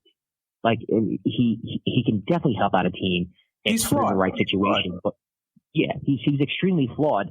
But you bring him into a situation where his flaws are going to be amplified. It doesn't really make sense unless D'Antoni changes the system, or unless Daryl Morey and the Houston Rockets organization just decides, hey, you know what? This whole analytics thing, 3 or layup, we're going to change that this year. Unless they do that, this move really makes no sense to me. I mean, Russ shot 29% from 3-point range last year. Right? Like, what are you going to do with that? If you're shooting nothing but threes, how is this a good thing? I feel like D'Antoni has to change the offense up a little bit and go more of like the Phoenix Suns route. Maybe not 7 seconds or less, but more pick and roll from the point guard position with Russ having the ball. How the Knicks used to play with Raymond Felton and spread everybody out, that type of thing. You're going to have to take the ball out of James Harden's hands a little bit, which I think is okay. I think he can play off the ball, just whether his ego will allow it. And I think it could possibly work that way, but I just don't have faith in Daryl Morey and his analytics and how he built that squad, D'Antoni's stubbornness to change, and Russell Westbrook's erraticness. I mean, too many things have to go right for that to work, and I don't trust in it. Yeah, I agree with you. I agree with you completely on that. I don't I don't see it working for a myriad of reasons. Obviously, I don't see D'Antoni changing up his system. I don't. He's not changing up his system. I don't see the idea that James Harden is going to change the way he plays when a guy's coming into his team. I just don't see it. If you're James Harden, why would you change? If you're James Harden, I had one of the greatest offensive seasons in the history of the NBA. Why would I change? In his mind, why would I change? Why do I need to be different? This guy's coming onto my team, and I know that they're all going to say the right things. I know that they're all going to say everything is beautiful. We love each other. We are a family. Sing the song together. Him and Hall. I get all that. But when it comes down to execution, why would he change? Why would he change his style of play to fit in Russell Westbrook? And I don't see Russell Westbrook changing his game either. Like, how is he? He's not. Exactly. But here's the thing. I don't think Russell Westbrook can change his game. Like, I think Russell Westbrook is who he is. Right. And you have the best thing for Russell is a coach or an organization or a team that's willing to put the ball in his hand, and a coach who's like, all right, well, we're going to put the ball in your hands, but we're just going to have to try to limit your mistakes somehow and run an offense that kind of limits your mistakes, not, all right, you're going to play off the ball, just shoot as many threes as possible, because then he just becomes any other player. Exactly. He's not Russell Westbrook if you play him off the ball. He's not. So what's the point even having him? To me, this is a more exciting, and I say exciting from a headline producing standpoint, Chris Paul, James Harden union again. Like, this is essentially a younger, more exciting version of that. I kind of agree with that, but at the same time, I feel like Chris Paul fit better with Harden because Paul can play off the ball. There was talks of him wanting to play off the ball more when he was on the Clippers, and I think he did a good job playing off the ball. He's a better three-point shooter than Russ. He's a fantastic distributor. He has a good mid-range game. So I feel like Chris Paul fit better than Russell Westbrook, and I think they gave up on Chris Paul a little too early. But I think you're right. I mean, this was just made for headline purposes, I think, for Daryl Morey, because if you pride yourself on analytics, this is the last move you make. It makes no sense. Yeah, I think Daryl Morey, I think he likes to prop up the analytics thing. I don't think he's an analytics guy. I think he's a guy that just, I think he's a fantasy owner. He's a fantasy basketball player playing GM. Yep. Like, he's just like, okay, this guy doesn't work. Let me trade him for this guy. That's what he is. So I think a lot of people like to say that he's this analytical king. He's this analytical, savant. No, he's not. No. He's me and you playing fantasy basketball, playing GM. Exactly. And he kind of exposed himself with the CP3 trade, and he really exposed himself with the Russell Westbrook trade. Because you don't make those trades if you're going strictly analytics. It makes no sense. And when you said they gave up on CP3, I honestly don't think they wanted to. I think it was expedited by the fact that him and James Harden just couldn't get along. And this is the other reason why I say, don't believe these players when they say all the right things. Like, they could say because remember this 2 years ago. Chris Paul and James Harden, they loved each other. Commercials and, you still see the State Farm commercials on TV. I mean, they loved each other. They said all the right things. It's going to work, yada, yada, dee, da, da, da. And what happened? 2 years later. You're right. Yeah, so I have some serious question marks about whether this is going to work. I'm not the only one. Obviously, I feel like a lot of people feel this way. It's going to be interesting to watch, of course, but I'm with you all the way on that one. Let's talk about my Lakers, man. Let's do it. What? Give me your honest opinion. Do you like the team? Do you like the roster construction? I do like the Lakers. I think AD and LeBron are they are the best duo in the league right now. I think a lot of people are sleeping on LeBron for the simple fact that he got injured last year and the Lakers didn't do what people expected them to do. But I feel like a lot of that wasn't really on LeBron's. It just wasn't his fault. I mean, Lonzo Ball got hurt, and a lot of people like to rag on Lonzo, but Lonzo's one of the best defensive guards in the league. He moves the basketball. It was just Brandon Ingram getting hurt, LeBron getting hurt. It kind of ruined all the momentum, and they just never got back together. It's just they could never fit. And so I feel like that was mostly the problem. Plus, I don't think LeBron was fully healthy after he came back from his groin injury. I think he's fully healthy now. I do think he has about 2 more prime years left in him, and as long as he has that, he's still the best player in the world to me. And then you add Anthony Davis, who I think complements LeBron's game very well. He doesn't get he's not going to disrupt LeBron's ability to drive. He's not going to disrupt LeBron's ability to dish. He can step back. He can hit a shot. He can play down low. He can do whatever you want. And then on the opposite end of the floor, he can block any shot that goes to the rim. So I think that duo is very good. I think it's the best in the league. And I think the Lakers are going to be very, very good. I don't think their roster is complete right now. So I wouldn't choose them to win the championship based off the simple fact that I don't think the roster you have right now is going to be the roster going into the playoffs. And I need to see what moves are made by the Lakers organization at the trade deadline before I even make my judgments on the Lakers, because I don't think this is the team that you're going to see in April. What do you, from your opinion, what do you think they need? I just think with LeBron, you need shooters. So I think getting Danny Green was huge. It's weird to me that you want to start LeBron at the point guard this year, yet you resign Rajon Rondo. Yeah, I agree. Yes, it's just the roster still doesn't make too much sense to me. Not that every roster makes perfect sense, but I just feel like they need just another 3-and-D type reliable shooter, or one or two of those guys, and maybe like a perimeter defender, 3-and-D type guy, and that's when I'll be more confident and their ability to probably win the championship. But they definitely have the pieces there to start and to be very, very good. Did you like the DeMarcus Cousins addition? I do. You're not really paying him anything. And then on top of that, it's like if he comes back healthy, you have one of the best centers in the league, one of the best players in general in the league.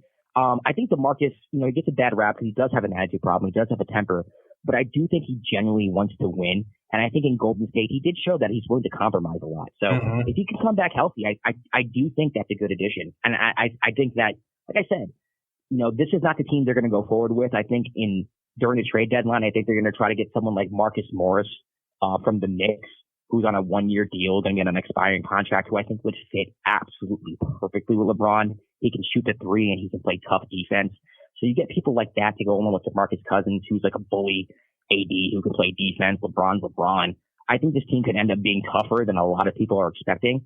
And I do think they can win the championship. They just have to make the right move. And I love the fact that we kept Kyle Kuzma too, because I think Kuzma. Yeah, exactly. Yeah, that's huge. I think he's the X factor. I really believe that. I think if he takes his game to the next level and he improves on the improvements that he made last year, I think Kuzma is definitely the X factor for this team going forward. As far as a LeBron playing point guard, I don't buy it. I think that's the cool thing to say in July and August when there's very little news going on. Oh, LeBron wants to play point guard. Yeah, I believe it when I see it. He kind of always plays point guard anyway, doesn't he? He always brings the ball. He's point forward. Yeah, he's always been basically the point guard. I just think it's one of those things you say. But I don't think in actuality you're going to see it. I really don't. I mean, remember this time last year, the Lakers were talking about playing the death lineup. Remember when it was LeBron at the 5 and Kuzma and Ingram and Lonzo and Josh are, quote unquote, the death lineup. That was the rage this time last year. And what happened? One question for me, and I like to get the outside perspective because, as a fan of a team, you have your opinions are skewed a little bit because you have emotions that are behind them. So I like to get outsider perspectives when I'm talking to people about my team. Do you think that nucleus could have worked with LeBron? Because I feel like the Lakers gave up on that nucleus too soon. And what I mean by that nucleus is Lonzo, Brandon Ingram, Kyle Kuzma, LeBron. Like, I feel like we gave up on that too soon. Do you think it could have worked? Yes, I do. And the reason why I say that is because it was working. Before LeBron went down, it was starting to click. It was starting to work. That's the nucleus, and I think all they really needed to add, I'll say this again, are just kind of shooters to surround LeBron with. You don't add a Michael Beasley. You don't add a Lance Stevenson. You know what I mean? Those are the players you don't get. Instead, get players like a Marcus Morris or Danny Green, who you got this year. And I think if you put those players on that type of team, then it absolutely could have worked. But I think LeBron is the reason that they gave up on it too soon. I mean, LeBron, there's no secret.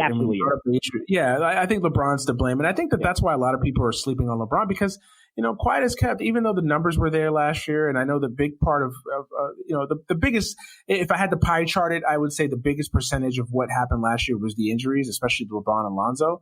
But you would agree that LeBron just wasn't himself last year. It just seemed disengaged. Like he just wasn't happy. Like he just mentally had just checked out. Like I think LeBron started the year and he was like, oh, I want to work with these young guys. And then eventually after like 20 games, he was just like, nah, just give me AD. Give me another superstar, and we'll run it back with guys that I can trust and guys that I know. I'm not trying to play father and son with these kids. Like maybe at another point in my career, I probably would have did that, but not now. Yeah, I agree with that to some extent. I also think that him getting hurt had a big to do with that too, because like I said, he got hurt in Golden State. I think at the time they were the 4 seed. You win that game, that's a huge victory going forward. You can push for a 3-2 seed, and all of a sudden it's like, wow, we can win the championship. But then when you get hurt, your team starts falling, and then all of a sudden it's like, yo, we're fighting for an 8 spot. It's like, why am I going to bother fighting for an 8 spot? This makes no sense. I got to win now. I probably have 2 or 3 years left in me after this injury. Let me just, force AD here. Yeah. No. Did you like the Vogel hiring? Because I didn't. I'll say this: I would rather Vogel over Tyronn Lue or Jason. I agree, absolutely. I agree. So it was interesting because everyone's kind of seemed like the Lakers botched that up, and maybe they did, but they botched it up and got the best candidate that they probably could have gotten at the time, if that makes any sense. I think Jason Kidd's an awful coach. I think Ty Lue is a very average coach, and I think Vogel he's okay. Vogel's okay. He's good. I mean, he took the Pacers to Eastern Conference Finals. They competed with the Heat, almost, won the Eastern Conference. They took them to 7.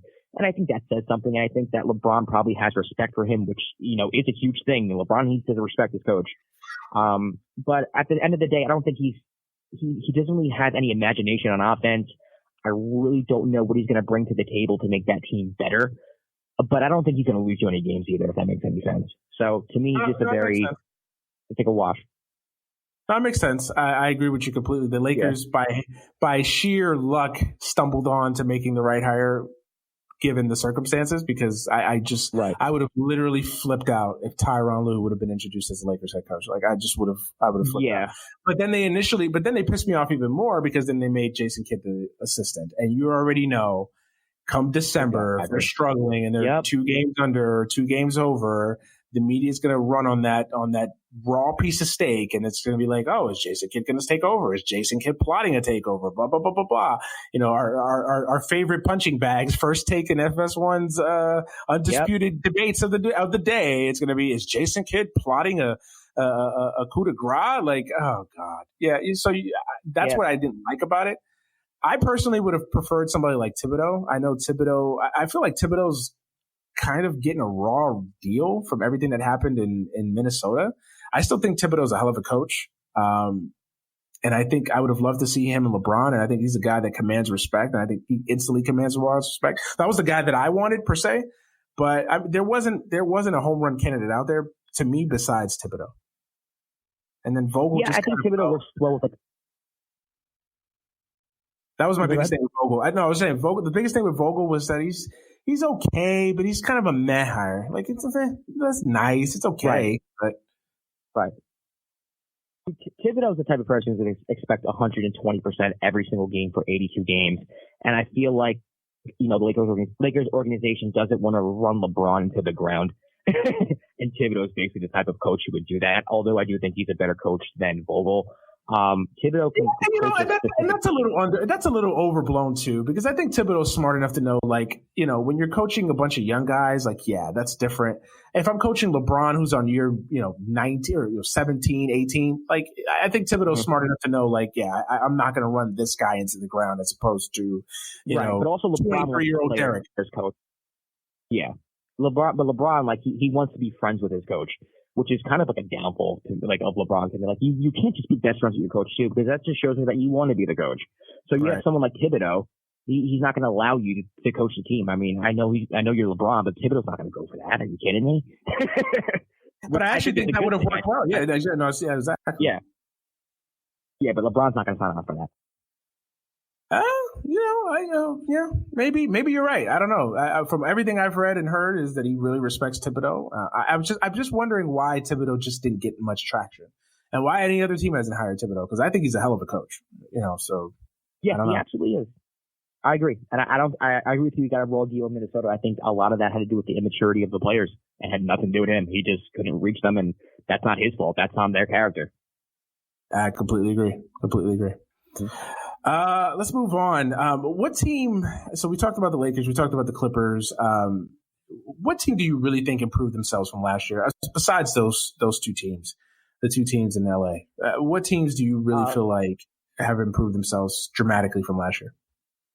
I think the Utah Jazz have a legitimate shot of winning the championship. I love Mike championship. I think the championship. Wow. Yeah. Yes. Absolutely. I love Mike Conley at point guard. The one thing that the Jazz were missing was outside shooting. And not only did they get that in Conley, they got that in Bogdanovich as well. I think if you look at the pieces with the Jazz, they fit perfectly. Like they have everything. They have shooting. They have the scorer in Donovan Mitchell, the slasher. They have the point guard who can distribute the rock, play defense, and hit the three. They have the defensive player of the year, Rudy Gobert. They have a bench. They literally have everything you need to win a championship. They are the most complete team in my mind in the league, offensively and defensively. I think they are coached very well. I think Quinn Snyder is one of the most underrated coaches in the league. I think they're going to be really, really, really tough to beat when it comes to the postseason if they stay healthy, because Conley has a history of injuries. So you never know with that. But I mean, everything that they were missing, they got. And I don't know, man. I think they're going to be really, really good. They share the basketball. There's no ego on that team. I think Donovan Mitchell is going to be better this year. I think they're going to be really, really good. Interesting. Yeah, I like the moves. I don't know if I'm ready to go championship just yet, but you convinced me to a certain extent. You've talked to me. And I say that saying that, like, yeah, you can make the case for, like I said, like 5 teams in the West, I think, can win the championship. I think the Clippers can. Obviously I just said the Jazz. I think you can make the case for the Lakers. So like there are different teams. I mean, the Nuggets, some people will say, I'm not really sure if I'm that high on the Nuggets, but I think you can make a case. Like you can talk to me about it and say, and I'll be like, okay, I can see that happening. Right. And then, I would say, like, I don't want to say the Warriors because they're not going to be healthy all year, and I don't know how they're going to look together. But I think people sleep on the Warriors too. If I was Clay going to ask you that the question. Season, if Clay was starting the season, you're basically, that's the team. You add D'Angelo Russell, you don't have Iggy anymore, but that's the team that basically won a championship before.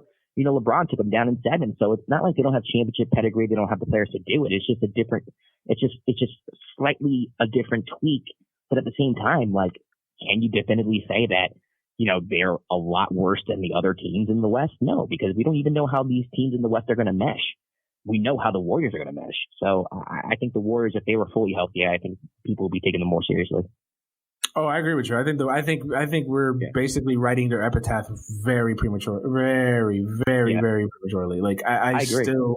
I still think the Warriors are going to be right there in the conversation. I really believe it. And I also think this helps the Warriors. I think they're going to be motivated by this. I think they're going to listen to this all summer. I think they're going to hear everybody writing them off and saying they don't have a chance and the dynasty is dead and all that. Right. And for a team that's been to 5 straight finals and that's, they don't need this motivation, but it helps.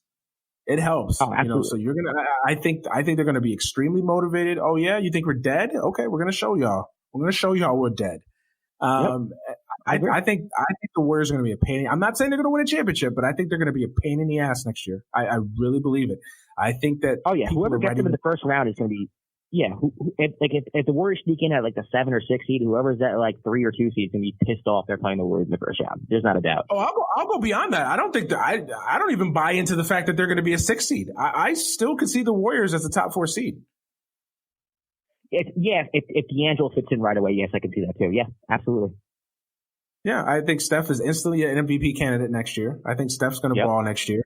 Draymond, and you know what I also like about the Warriors next year? It's going to be a lot quieter around the Warriors. Yeah, that's true. It's going to be a lot quieter. You're not going to have the KD distraction all year.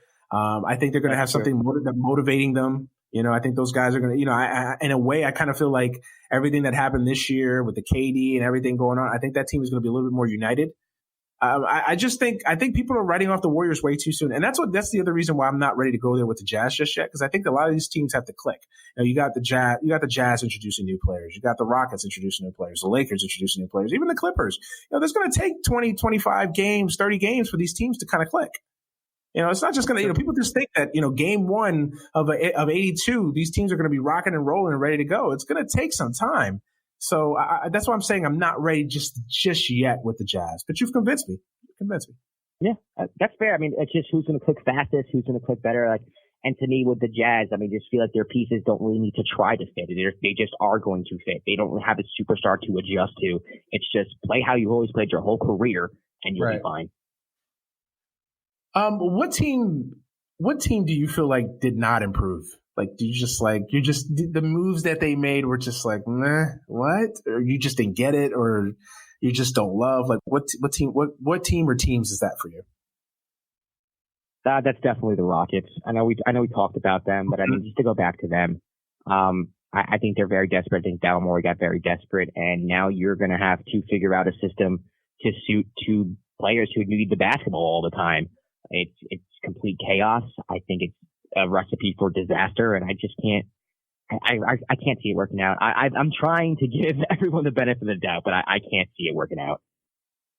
I agree with you. My team is Philly. Yeah. I just don't get what Philly's doing.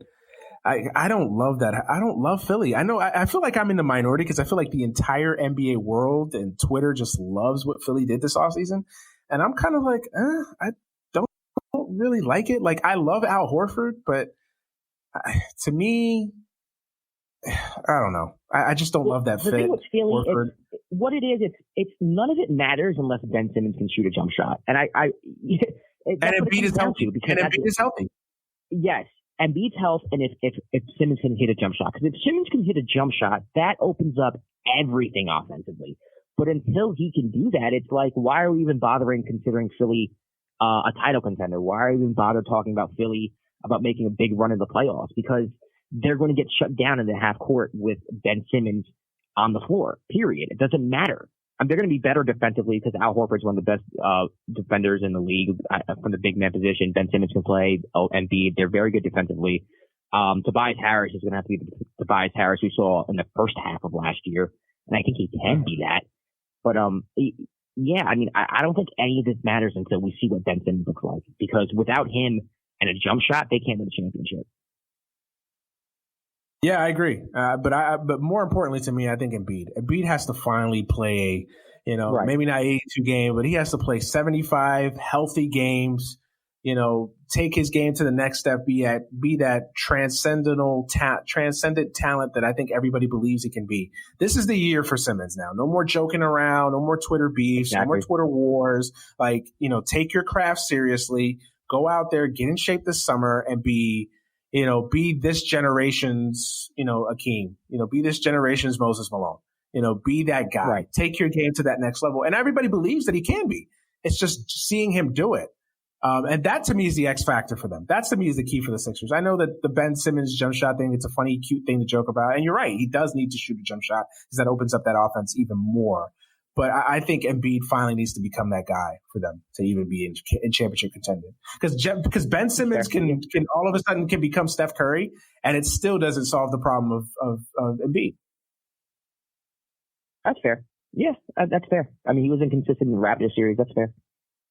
Yeah. So but I still don't love. To me, I think they got a little worse. JJ Redick, you replace him with Josh Richardson. Okay. I understand the Al Horford, but I don't understand the Al Horford move. To me, that was more of like, in case Embiid gets hurt, we have somebody to cover us, which is a problem then in that of itself. I don't love Philly as much as other people do. That's just my personal opinion.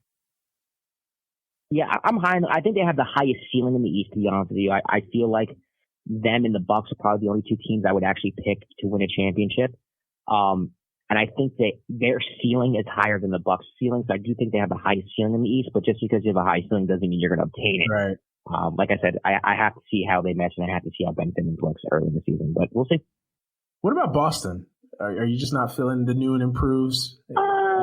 They're good. I think they're a solid playoff team. I think they'd be a little better than next year, but I think a little better gets you 3 seed. Maybe you're still the 4 seed. Maybe you win one round, but then I think they're out the next round. I do think they're going to be a tough out. I think they're going to play hard. I think they're going to play better. I think Brad Stevens does better, with a more cohesive lunch pail type unit rather than like superstars together. I think Gordon Hayward has a better year. I think Kemba fits very well. I'm happy for Kemba because now finally the world's going to be able to see what he can do on the court.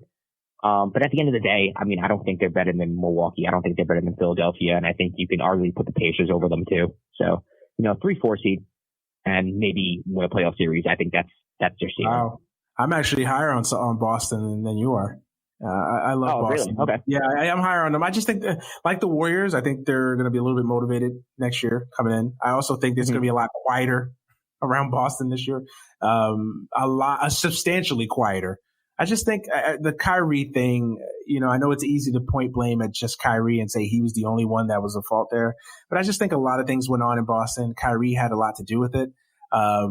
And I think it's just going to be quieter. I think swapping in Kyrie or Kemba for Kyrie is going to help quiet things down. And I think Kemba is going to bring something. He's going to be motivated to play big time basketball in front of the world to see. I still love Boston. To me, the X factor with them is, Jason Tatum. Is Jason Tatum going to take that next step next year and become a superstar? If he does, then I think Boston is a championship contender. If he doesn't, then I think, like you said, they're a tough playoff team, tough out, but nothing more, nothing less. You know what I mean? But I think if Jason Tatum takes that next step, and I think if Jaylen Brown rebounds from a so-so year last year, I think Boston still has the makings of a team that can win a championship, in my opinion. I mean, honestly, if you were to tell me today that you went into the future and you saw that the Boston Celtics won the Eastern Conference, I would sit back and be like, okay, you know what? I can see that. So it's not too surprising. I wouldn't put my money on it. That's all. Yeah, you're not banking on it right now. And that's fair. That's fair. Yeah. Let's talk about the Knicks. We talked about my team. I'm going to talk about your team. Fair enough. Let's talk about the Knicks. Where do we start? Obviously last year. Let's start this way. Do you like this Knicks team right now on paper? We haven't seen these guys play, obviously, but do you like this Knicks team on paper? Do you think, if nothing else, they'll be better this year than they were last year? Oh yeah, they're absolutely better than they were last year. That's not the problem. The problem is really like this team is fighting for an 8 seed at best, maybe 7 seed. I mean, I know a couple of people think they can make the playoffs, which would be fun as a Knicks fan until you get slaughtered in the first round. I don't know, man. It's just a mess. The whole organization's a mess. Just from the disappointment of not getting the first pick and getting Zion. I know RJ ended the summer pretty well, but I'm not a huge RJ Barrett fan. I'm hoping he proves me wrong. Really? What don't you like about RJ Barrett? I think he's very talented. A big turnoff for me, and if you notice the people who I say I like and who I don't like, it's like one common thing, and it's shot selection and ability to see the floor. And I feel like his shot selection is awful, like awful. I think he's a talented player. I think he's coachable, so I have faith that maybe someone like Fizdale can talk some sense into him. But when I look at his shot selection in college, I think he forced a lot of bad shots. I feel like at times he felt like he needed to play hero ball. There are plenty of times where like 2-on-1, 3-on-1 fast breaks, and instead of passing it and getting easy layup, he'll take the layup himself. And whether he made it or missed, it's not the point. It's like I just don't like that mindset. But regardless, I do think he's talented. He's young, and everything that I see with him, like interviews and him talking, I like him. So I do think with the right coaching, he can be something. It's just also disappointing when you're hoping for Zion all year and you don't get Zion. So that's part of it as well. It's just like, I don't know what the future looks like. They have a bunch of players on 2-year deals. So obviously they're going to try to trade those players in 2 years during the trade deadline as expiring contracts, maybe for picks, and then kind of go all in free agency in 2021 when Giannis is available. But I'm sick of that strategy. I want to build a team from scratch. And, maybe RJ is a piece, maybe he's not, but I like the fact that we have Kevin Knox there. I think Mitchell Robinson's a beast. I think we have a foundation there, but when I look at other foundations, I think that they have better foundations than us. Like, I think Chicago's young core is better than ours. I think New Orleans' young core is better than ours. I think Phoenix has the Devin Booker, so they're better than ours. Like, I think of all the other young cores, Atlanta with Trae Young, and John Collins, they have a better young core than we do. And it's like, yeah, we have young players now, but like when I compare them to everybody else's, like we still suck. So it's disheartening. It's just when you're a Knicks fan and you've been through what you've been through for the past decade and a half or whatever it's been, and then you look forward to the future, this just doesn't seem like there's any end in sight. Because if you're banking on Giannis leaving Milwaukee in 2021 to come to the team, you're a fool. Like after a decade of free agents saying no to us, what makes you think he's going to come? So it's basically just do we suck for the next 3-4 years and just stock up on draft picks? Maybe not do what the Sixers did and tank, but I mean, just accept the fact that we're going to be young and terrible for like 2 or 3 years, and hopefully we draft well and make savvy moves like the Nets did or something like that to get a team that plays well together, so that maybe we can attract a free agent or a trade involving a star to come over. I just don't see that happening anytime soon. So I just don't have any hope for the future right now. Well, no. I mean, look, man. Like I said, I consider myself a casual Knicks fan. Like I said, my heart is with the Lakers, but I want to see the Lakers. I want to see the Knicks do well. I really want to see the Knicks do well. And I think the problem is James Dolan. I think you broke it down from a basketball perspective. I think the problem is James Dolan. I think he is the major problem with the team. I think the Knicks, unfortunately, will never win big with James Dolan as the owner. I just think he is. It's like he's a dark cloud. He's just a thunder cloud that just will not go away. It's like I feel like when you drive, always. Yeah, it's always raining at the Garden. It's just always something. Even when there isn't something, there's something, because it's just like you feel like the aura of James Dolan just exists everywhere within the Knicks. And it's just he's been terrible. He's been terrible. He's probably been the worst owner, or at least in contention for being the worst owner in professional sports for 20 years. 20 years almost. Like, he is the problem. And I believe that organizations win. It starts at the top. Great organizations, It starts at the top. Look at the Warriors. Joe Lacob starts at the top. When the Lakers were the Lakers, Dr. Jerry Buss, it started at the top. Right. The Spurs starts at the top. And not every organization obviously applies to that, because I'm sure you can find some bad owners that, like the Cowboys in football. I think Jerry Jones is an idiot and he's a terrible owner, but I think he's but he's won, or at least he won. But even that's overrated because he won with Jimmy Johnson, not Jerry Jones himself. Exactly. But I'm getting on a tangent here. But I think it starts at the top. Look at the Patriots. As much as people hate them, Robert Kraft, he's a great owner. Say what you want to say about him, but he's a great owner.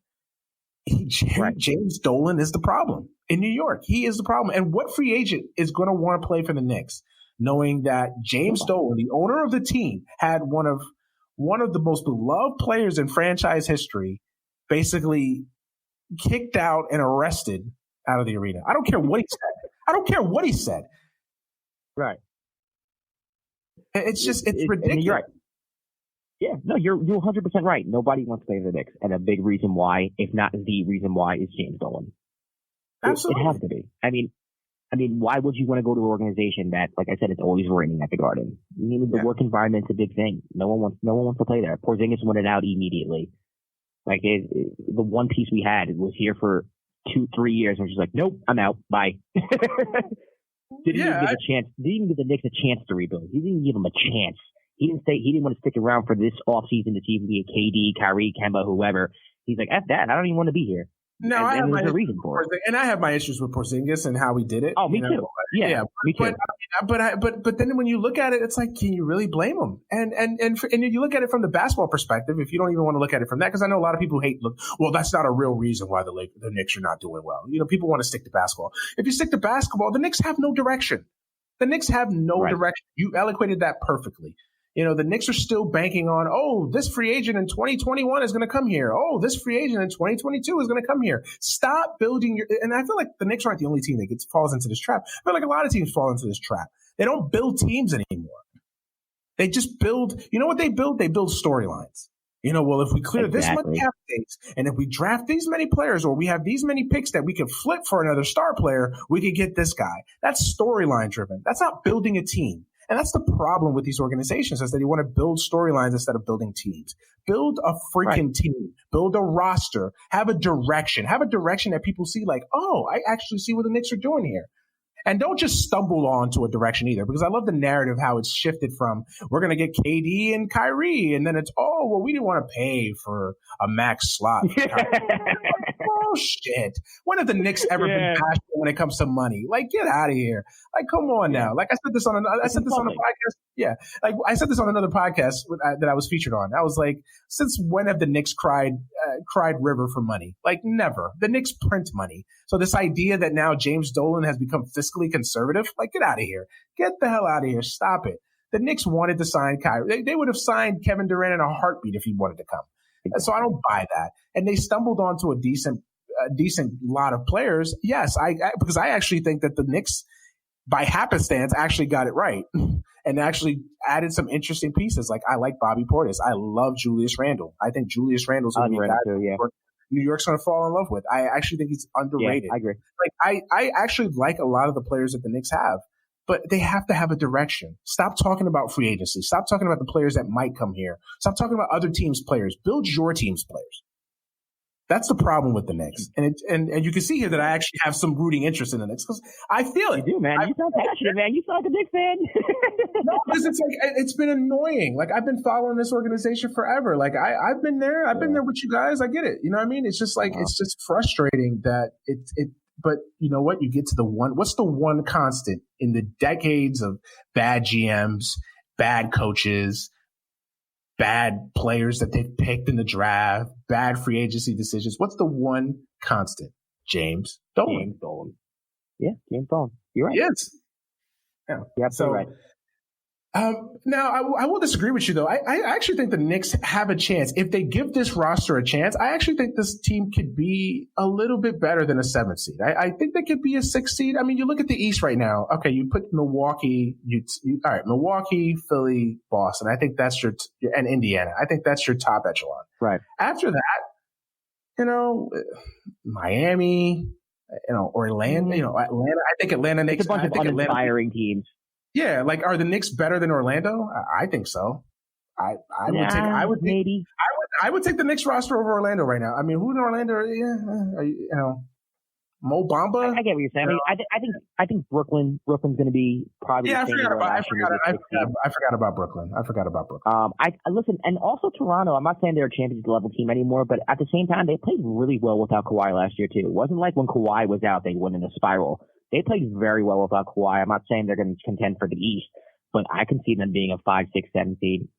Oh, yeah, I think I agree with you. I think Toronto, I think people are forgetting about Toronto. No, they're not a championship team anymore, but I still think Toronto could win 45, 46, 47 games. I think they still have, I think Nick Nurse is a good coach, and, Siakam is going to take a next step. You got to think that winning a championship and playing alongside Kawhi for a year is only going to help Siakam take another level in his game.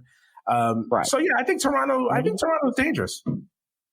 Yeah, and then even someone like the Hawks. I mean, I know Trae Young's very young, but they also have John Collins, Kevin Huerter. I mean, they have a squad, man. The Hawks, they're an up and coming team. I don't know if they make the step this year, make the playoffs, but they're on the rise. So if not this year, then definitely next year. But it wouldn't surprise me if the Hawks are better than this year too. Because like I said, I mean, the Knicks, like, who are they really like? Dennis Smith Jr. is a cool piece, I guess. RJ Barrett, we don't know what he is. Kevin Knox had an inconsistent year. I love Julius Randle. I'm on the same page with you on that. I think Bobby Portis was underutilized in Chicago. So I like him as well. I don't know how they're going to mesh, though. I don't know if Dennis Smith Jr. is the type of point guard I want who I think is going to get everybody involved. Their pieces, they have good individual pieces. I just don't know how Fizdale is going to put it all together enough where they actually become a playoff team, if that makes any sense, where there's any kind of consistent. So, I mean, I could see them fighting for the 8th seed, but if I were to put money on it, I don't think they make the playoffs. And I can't argue that. I mean, it's we're talking about, so it's hard to argue that. I actually think that they're probably a little bit better than I think people are giving them a shot. Again, on paper. Now we got to see this in training camp. They'll be competitive. You can't sleep on the Knicks this year. You're going to have to bring it. You're going to have to bring it. Yeah. And I love that they have guys that are fighting for their supper. I love guys that they're fighting for their next contract. These are guys that are, they have guys on 2-year deals. Dennis Smith is fighting for his NBA future. Bobby Portis, same thing. Like they have guys that, they kind of remind me of what the Nets were doing somewhat a couple years ago before they got KD and Kyrie, in that they just took a chance on a lot of talented, young, but flawed guys and just hope that some of these guys kind of put it all together. So we'll see. I think that's a better direction than just, hey, let's be crap and let's try to convince, Devin Booker to come here in 2023. Like that's a better plan to me long term than trying to swing for the fences on free agents that are not going to come. With our main selling point being like, oh, we play at the Garden. That's the main selling point. Yeah. We're New York and Madison Square Garden's our home. That's what we like. It's not 1992 anymore. Like where where you can't get notoriety, only if you played in New York. Like it's not 1992 anymore. Like guys say it like it's not a big deal playing in New York. I could play in Oklahoma City and get the same notoriety. So no, I get it completely, man. Absolutely.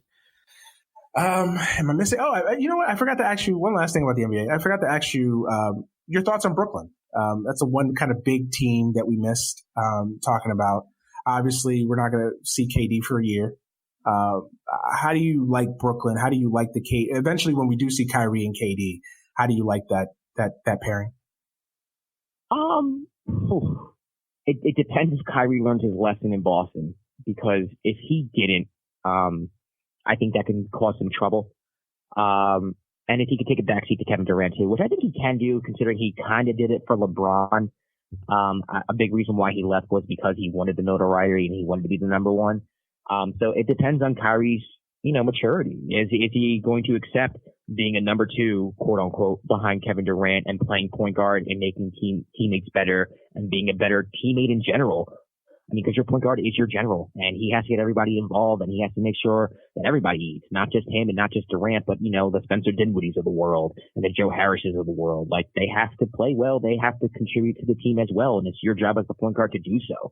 So, I mean, I don't know what mindset he's in. I don't know how he's thinking, but if it's anything like he was in Boston, I feel like that can just torpedo everything.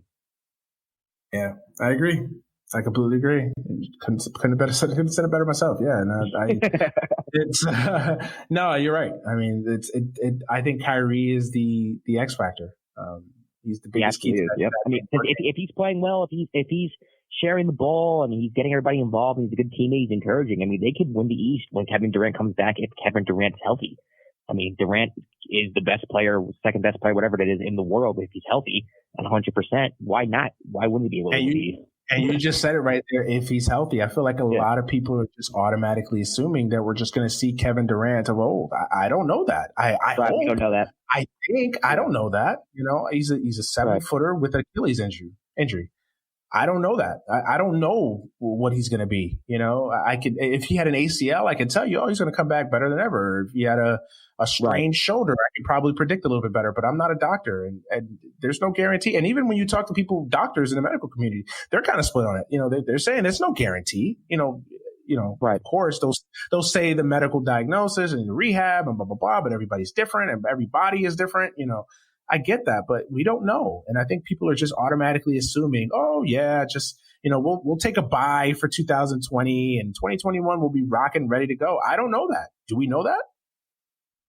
And even if we do, and even if he comes back, and even if he does come back healthy, it's going to take him some time to kind of get back in the swing of things. I mean, he missed a full calendar year of basketball, so you got to believe it's going to take him some time to kind of get reacclimated and just in basketball shape, quote unquote. So, right. Yeah, no, I have more questions than I do, answers with the Nets, but I'm with you. Yeah, I agree. It's not a guarantee that they come out the East. It's not at all, or even get to the Eastern Conference Finals at that, to be honest with you. Yeah, I agree. One last thing, man. Carmelo Anthony. He was in the news this week. Obviously, he did the big thing with Stephen A. on First Take about his career and why he feels like he's out of the league. What's your take on Carmelo Anthony? Because I feel like a lot of people have a lot of different takes on Carmelo Anthony. A, do you feel like he should still be in the NBA? And why do you think he's not in the NBA to begin with right now?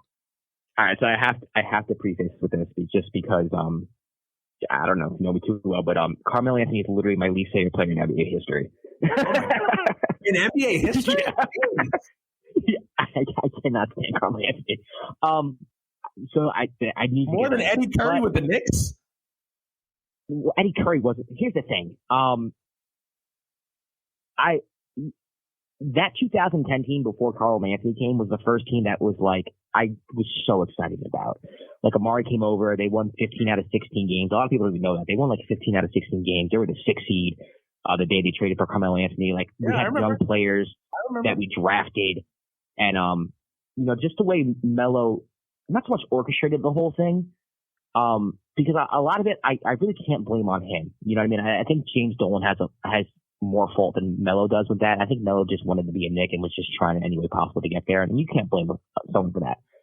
But the fact that happened and then see our style of play go from constant ball movement and team basketball to this guy who just, to me, his whole career just never wanted to compromise and wanted to, and Bill upset it. Chauncey Bill upset in the interview. Like Melo was just more concerned about scoring 30. He was a good teammate, but he would be all up and adamant and a good teammate if he scored 32 in a loss, and he would be down if they scored 16. And if he scored 16, then they won. Yeah. And that's just everything that I had a problem with Carmelo. It was just like, when Insanity happened, everyone knew that wasn't going to last forever. But the most exciting thing about Insanity for me was that they started playing like a team again. Like for crying out loud, Garrett Jeffries was having a good week, 2 weeks with Jerry Lin. You know what I mean? So, and it was just like, to me, it was like, listen, Melo, if you can come in and fit in and be the best player on a team system, like we can do this, man. Like we can do this. And he came back and, the whole spat with him and D'Antoni. I'm not saying that, he's 100% at fault for it, but I mean, just what he put the organization through in my mind was just, it set us back a decade for one season of success because they only had one season of success with Melo. On top of that, he plays a brand of basketball that I just do not like, which is shoot 25 to 30 shots a game while shooting low 40s percentage, sometimes high 30s. And it's just the type of basketball I personally hate watching. And for it to kind of wreck my favorite franchise just made me more mad about it. So that's why I have beef with Melo. I mean, there's a lot of I'm sure that you can find ways to defend him. We can go back and forth and have a whole podcast episode about Carmelo Anthony on the Knicks, but that's just my side of it. With that being said, he absolutely is being blackballed and he absolutely should be in the league. So I know it's kind of confusing because at the end of the day, I can't deny that he's a Hall of Fame talent. He's an absolute first ballot Hall of Famer. He's one of the best scorers to ever play the game. He's one of the best isolation specialists to ever play the game. He can still put the ball in the hoop. And you can't tell me there's not one team in this league that can't use that. So he definitely should still be in the league. I think the Lakers could use him. I think there are a lot of other teams that can use him. And, I think he's being blackballed because he never got along with any of his coaches. He never got along with with Jeff Bezdilik, who was his rookie coach and coach for the first half of his rookie season. Bezdilik always, had some type of friction with Anthony, even though, that first year Carmelo led him to the playoffs. Bezdilik always got him for not playing defense or being selfish, and that got him fired. And George Karl and Carmelo Anthony were always at each other's throats because George Karl expected more from the defensive end and said he was selfish, and that led to the trade. And then after the trade happened, George Karl even shat out him on his book. And then D'Antoni and Melo's relationship was well documented to be a rocky one. And the only, coach he got along with was Mike Woodson. Outside of that, I mean, Kurt Rambis had problems with Melo. Everyone had problems with Melo. Everybody. And I think there's a reason for it. And I think because of that and the coaching circle being as tight as it is from what you hear, that the coaches are very tight, I think he is kind of being blackballed. I do think he is being blackballed. I agree with you, man. I agree with everything that you said about Carmelo. I've always been a Carmelo fan, but I've been a realistic Carmelo fan. Like I've understood the flaws in Carmelo. Like I agree with you. Right. What Chauncey said was perfect. And it's weird. Like as much as I love Carmelo and as great of a career he's had, I always feel like he underachieved in his career. As crazy as it sounds, like for a guy, he's underachieved because he never got to the heights that I thought he could have gotten to. Because like coming out of the draft, like I to this day, now obviously history has proven me wrong, of course, and I'm not afraid to admit that. But I to this day, I was banging the drum, to that point in the draft. I was banging the drum that Carmelo should have been the first player picked. Carmelo was better than LeBron. Right. I would write paragraphs and essays about how I would take LeBron. Carmelo, the proven guy, went to Syracuse, put a team on his back. Did everything he did to win a championship in college. Like I thought that Carmelo was going to be the next great superstar coming into the league, and for a time he was. But he just never took his game to the next level. And you're right. He was a guy that was more concerned with scoring 35 points a game and padding his stats. And I don't think he ever cared about winning. I think he wanted to win, but I don't think he was enough. That fervor to win wasn't enough where, I could be good with 12 as long as my team wins. Right. He wanted to win under his terms. Yeah, exactly. And he never got better. Right. Like he never improved. There was not one area of his deficiencies where he improved on. He was always I always felt like he could have been a better defender than he was. Like I don't think Carmelo was I don't think he was ever going to be a, first team all defense, but I thought Carmelo could have been a way above average defender. I think. Right. And that's the frustrating thing watching it. Yeah. It's because there were times, if it was a 1 point game and he was into the game, he'd be a phenomenal on the ball defender, a really good on the ball defender. Against Kobe. Remember those battles they had in the conference finals? Yeah. Actually, for the first time in my life, for the first time since Syracuse, I saw Carmelo Anthony actually be motivated to play defense for more than 2 minutes. Exactly. And I was like, and he could if he wanted to. I think that was a frustrating thing. Is that he just didn't want to. Yeah, he never got his body into the physical condition that I felt like he needed to be. That in a lot of ways, he was kind of Embiid, where he just never took conditioning seriously and never took, taking his body to that next level. It's just so many things about Carmelo that just frustrates me and it angers me because I was a huge Carmelo fan. To this day, I'm still a huge Carmelo Anthony fan. But I agree with you. He was flawed and he never got better. Carmelo was just Carmelo. I feel like Carmelo walked into the NBA in 2003. And he was the same in 2014. No change. Right. No, literally no change. Right. He's older and he doesn't have braids. Essentially the only difference. But other than that, it's the same Carmelo. And that's poor. Right. That's just sad when you think about it. You know what I mean? Even Wade got better as the years went on. LeBron got better as the years went on. Name a great player that was drafted from rookie year to year 10, 11, 12, they'll make subtle improvements. Carmelo was just the same guy. No change. Right. I agree. And the one year that I think is the exception is that one year he had with Woodson after D'Antoni got fired. I think he wanted to show the world that, listen, I'm Melo. I know what the hell I'm doing. There's a reason why I got traded here. And I think that year was probably his best year. But outside of that, you're right. I think you're completely right about him. Yeah. And as far as being blackballed, I think it's hard to argue that he's not being blackballed. He absolutely is, yeah. And it's surprising, though, too, because it's it's not surprising when you think about it. Like you said, the coach's circle was tight, but I still would have thought that somebody would have said, I'm taking a shot at this guy because, you look at a Charlotte, you look at a Memphis, look at these teams. What do you have to lose? But if you're one of those teams, do you really want to waste a spot on someone who, you know what I mean? An old veteran who's going to be, I wouldn't say selfish, but what use does he have on your team? He's not a mentor. He's not someone like a Vince Carter who's going to mentor a young player. What use does he have? You're not trying to win games. Yeah, true. Yeah, you're right. Yeah. Yeah. I don't know. It surprises me that if someone like LeBron hasn't reached out to yeah, that's crazy. Yeah, you're right. Yeah. LeBron. This whole narrative that LeBron is best friends with him. You're best friends with the dude, but it's been years and you never once put in an inquiry get Melo on the team. You've made your GMs make all these moves your whole career, and you can't get Melo on the team for a 10-day contract. You know what I'm saying? I agree. I think that says a lot. I really think that says a lot. Yeah. So you think it's over and done with for Carmelo? You're not seeing him in the NBA anymore? I don't know. I think that, if he stays in shape, I think there's a possibility that a team might take a chance on him, some team, maybe the Blazers or something like that, if they need to score or some injury happens. I think it's possible. But, it didn't happen last year after he got cut. So it's another year. He's another year older. It's gonna be tough to say whether or not someone's going to take him or not.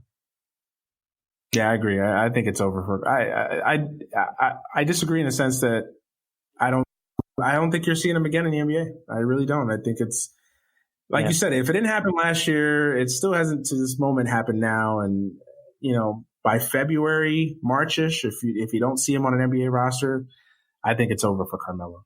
Because how old is Carmelo now? What, 34, 5-ish? Something like that. Yeah. Yeah, so I mean, I can't see going into 2021, 2022 to somebody taking a chance on a 36-year-old, 37-year-old. I mean, I don't see it. Right. So I think Carmelo's going to be one of those guys that just doesn't get to retire on his own terms. So, and it's sad because if I would have told someone in 2003 that this would have been the how Carmelo Anthony's career would have been written, no way anybody would have believed that. Honestly, if you said that in 2013, that this was going to happen in 2014, 15, I was like, no. Exactly. Yeah, absolutely. It's crazy. It's crazy to think about that, man. It's amazing. Yep. Yeah. Well, man, I think we've covered a lot of. We've been all over the place on this show. It's crazy. Like we fixed baseball in a 20-30 minute right there. We've run down NBA free agency. We've dissected Carmelo Anthony's weaknesses as a player and as a person in the NBA. And I think we've been. Exactly. Debate shows. We've charted a good array of topics here. So that's good, man. Yeah, it was fun. It's a lot of fun having me on. Thank you for being a guest on the show, man. I really, really appreciate it, man. Cool. Gotta get you on the dime, man. You gotta come on the dime. Oh, like I tell anybody else, man. You just give me a time and a place. I'm there, man. I'm there. Before you go, man, go ahead and plug everything. Plug it all, man. Sell yourself. Free advertise yourself to death. Right? Go ahead. All right. Well, I'm Josh Rodriguez. You can follow me on Twitter, Instagram at Josh_Rodriguez_. My podcast, The Dime with Josh Rodriguez, is on iTunes, Spotify, iHeartRadio, Stitcher, Google Play. That's The Dime with Josh Rodriguez. It should come up. That Twitter is at The Dime NBA. Look out for the Fanium Challenge. It's an app. It's not out right now, but should be out by the start of football season. You'll be able to win money. Basically prop betting on games. There's no money up front. You just basically play, and then the person with the best score is going to win money. So no money to sign up. Just look out for it. Fanium Challenge.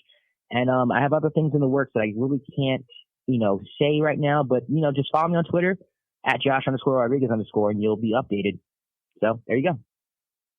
Awesome. Thank you again, man, for being a guest on the show. That's gonna be it for the show this week. As always, man, thank you guys for listening and for supporting the show. Make sure you go follow Josh. Make sure you go check out the Fanium Challenge. Go check out the Dime. Subscribe to those shows and be on the lookout for the app when it drops, man. As always, thank you for supporting this podcast. You can find us as always on Twitter at AGS Pod, on Instagram AGS Podcast, on Facebook Any Given Sunday. Make sure you go become a member of AGS Nation. Follow me on Twitter at the Emmanuel Brown, on Instagram at the Emmanuel Brown, and on Snapchat, MannyBro15. We're going to get up out of here and enjoy our Sunday afternoons. Enjoy this weather that we have going on outside. But everybody, please be safe, be blessed. It was another shooting today. I didn't want to glaze over that. It's unfortunate that thoughts and prayers. It's been a corrupted term nowadays, but oh man, don't get me started. We can have another hour. You want to go another hour? I know you're into. I know where you lean. I know, man. We could definitely do another hour. Don't tempt me. We might do a what you doing next weekend? We might do a part 2 of this shit. But yeah, I would but seriously, do a political part 2. Don't tempt me. Oh. Hey, okay. Let's table that for right now, but we'll get back to that. We'll get back to that. No, but seriously, man, thoughts and prayers to all the victims in Dayton and in the shooting yesterday in El Paso. It's crazy that it's just infuriating that this happens not even 24 hours after, and we're so numb to it. It's just kind of like it's another shooting. Like it's just like it's another day at the beach, So. Thoughts and prayers. Unfortunately, I know what that means now. It's corrupted, but thoughts and prayers to all the victims, their families, and just be safe, be blessed out there, man. And hope to catch y'all next week on another podcast, man. For Josh Rodriguez, I'm Manny Brown. We are out of here. Peace. Serious sound.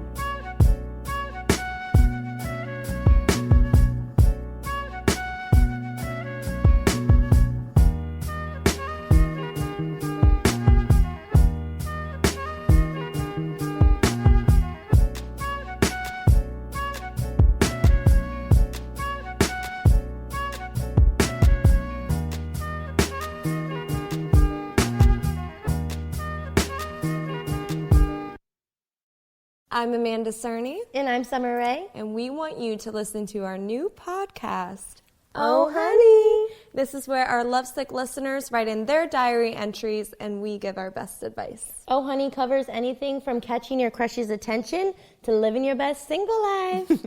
And we have some very special guests that you don't want to miss. So make sure you download our Oh Honey podcast on Apple Podcasts. Or your favorite podcast app. Oh Honey. Oh Honey. Oh Honey. Oh Honey. Oh Honey. Oh Honey. Hey guys, it's Taryn. And it's Ashley. And we have a podcast called Unsolicited Advice. We sure do. And if you're not subscribed to us, like, what are you doing with your life? We didn't plan that. That was great.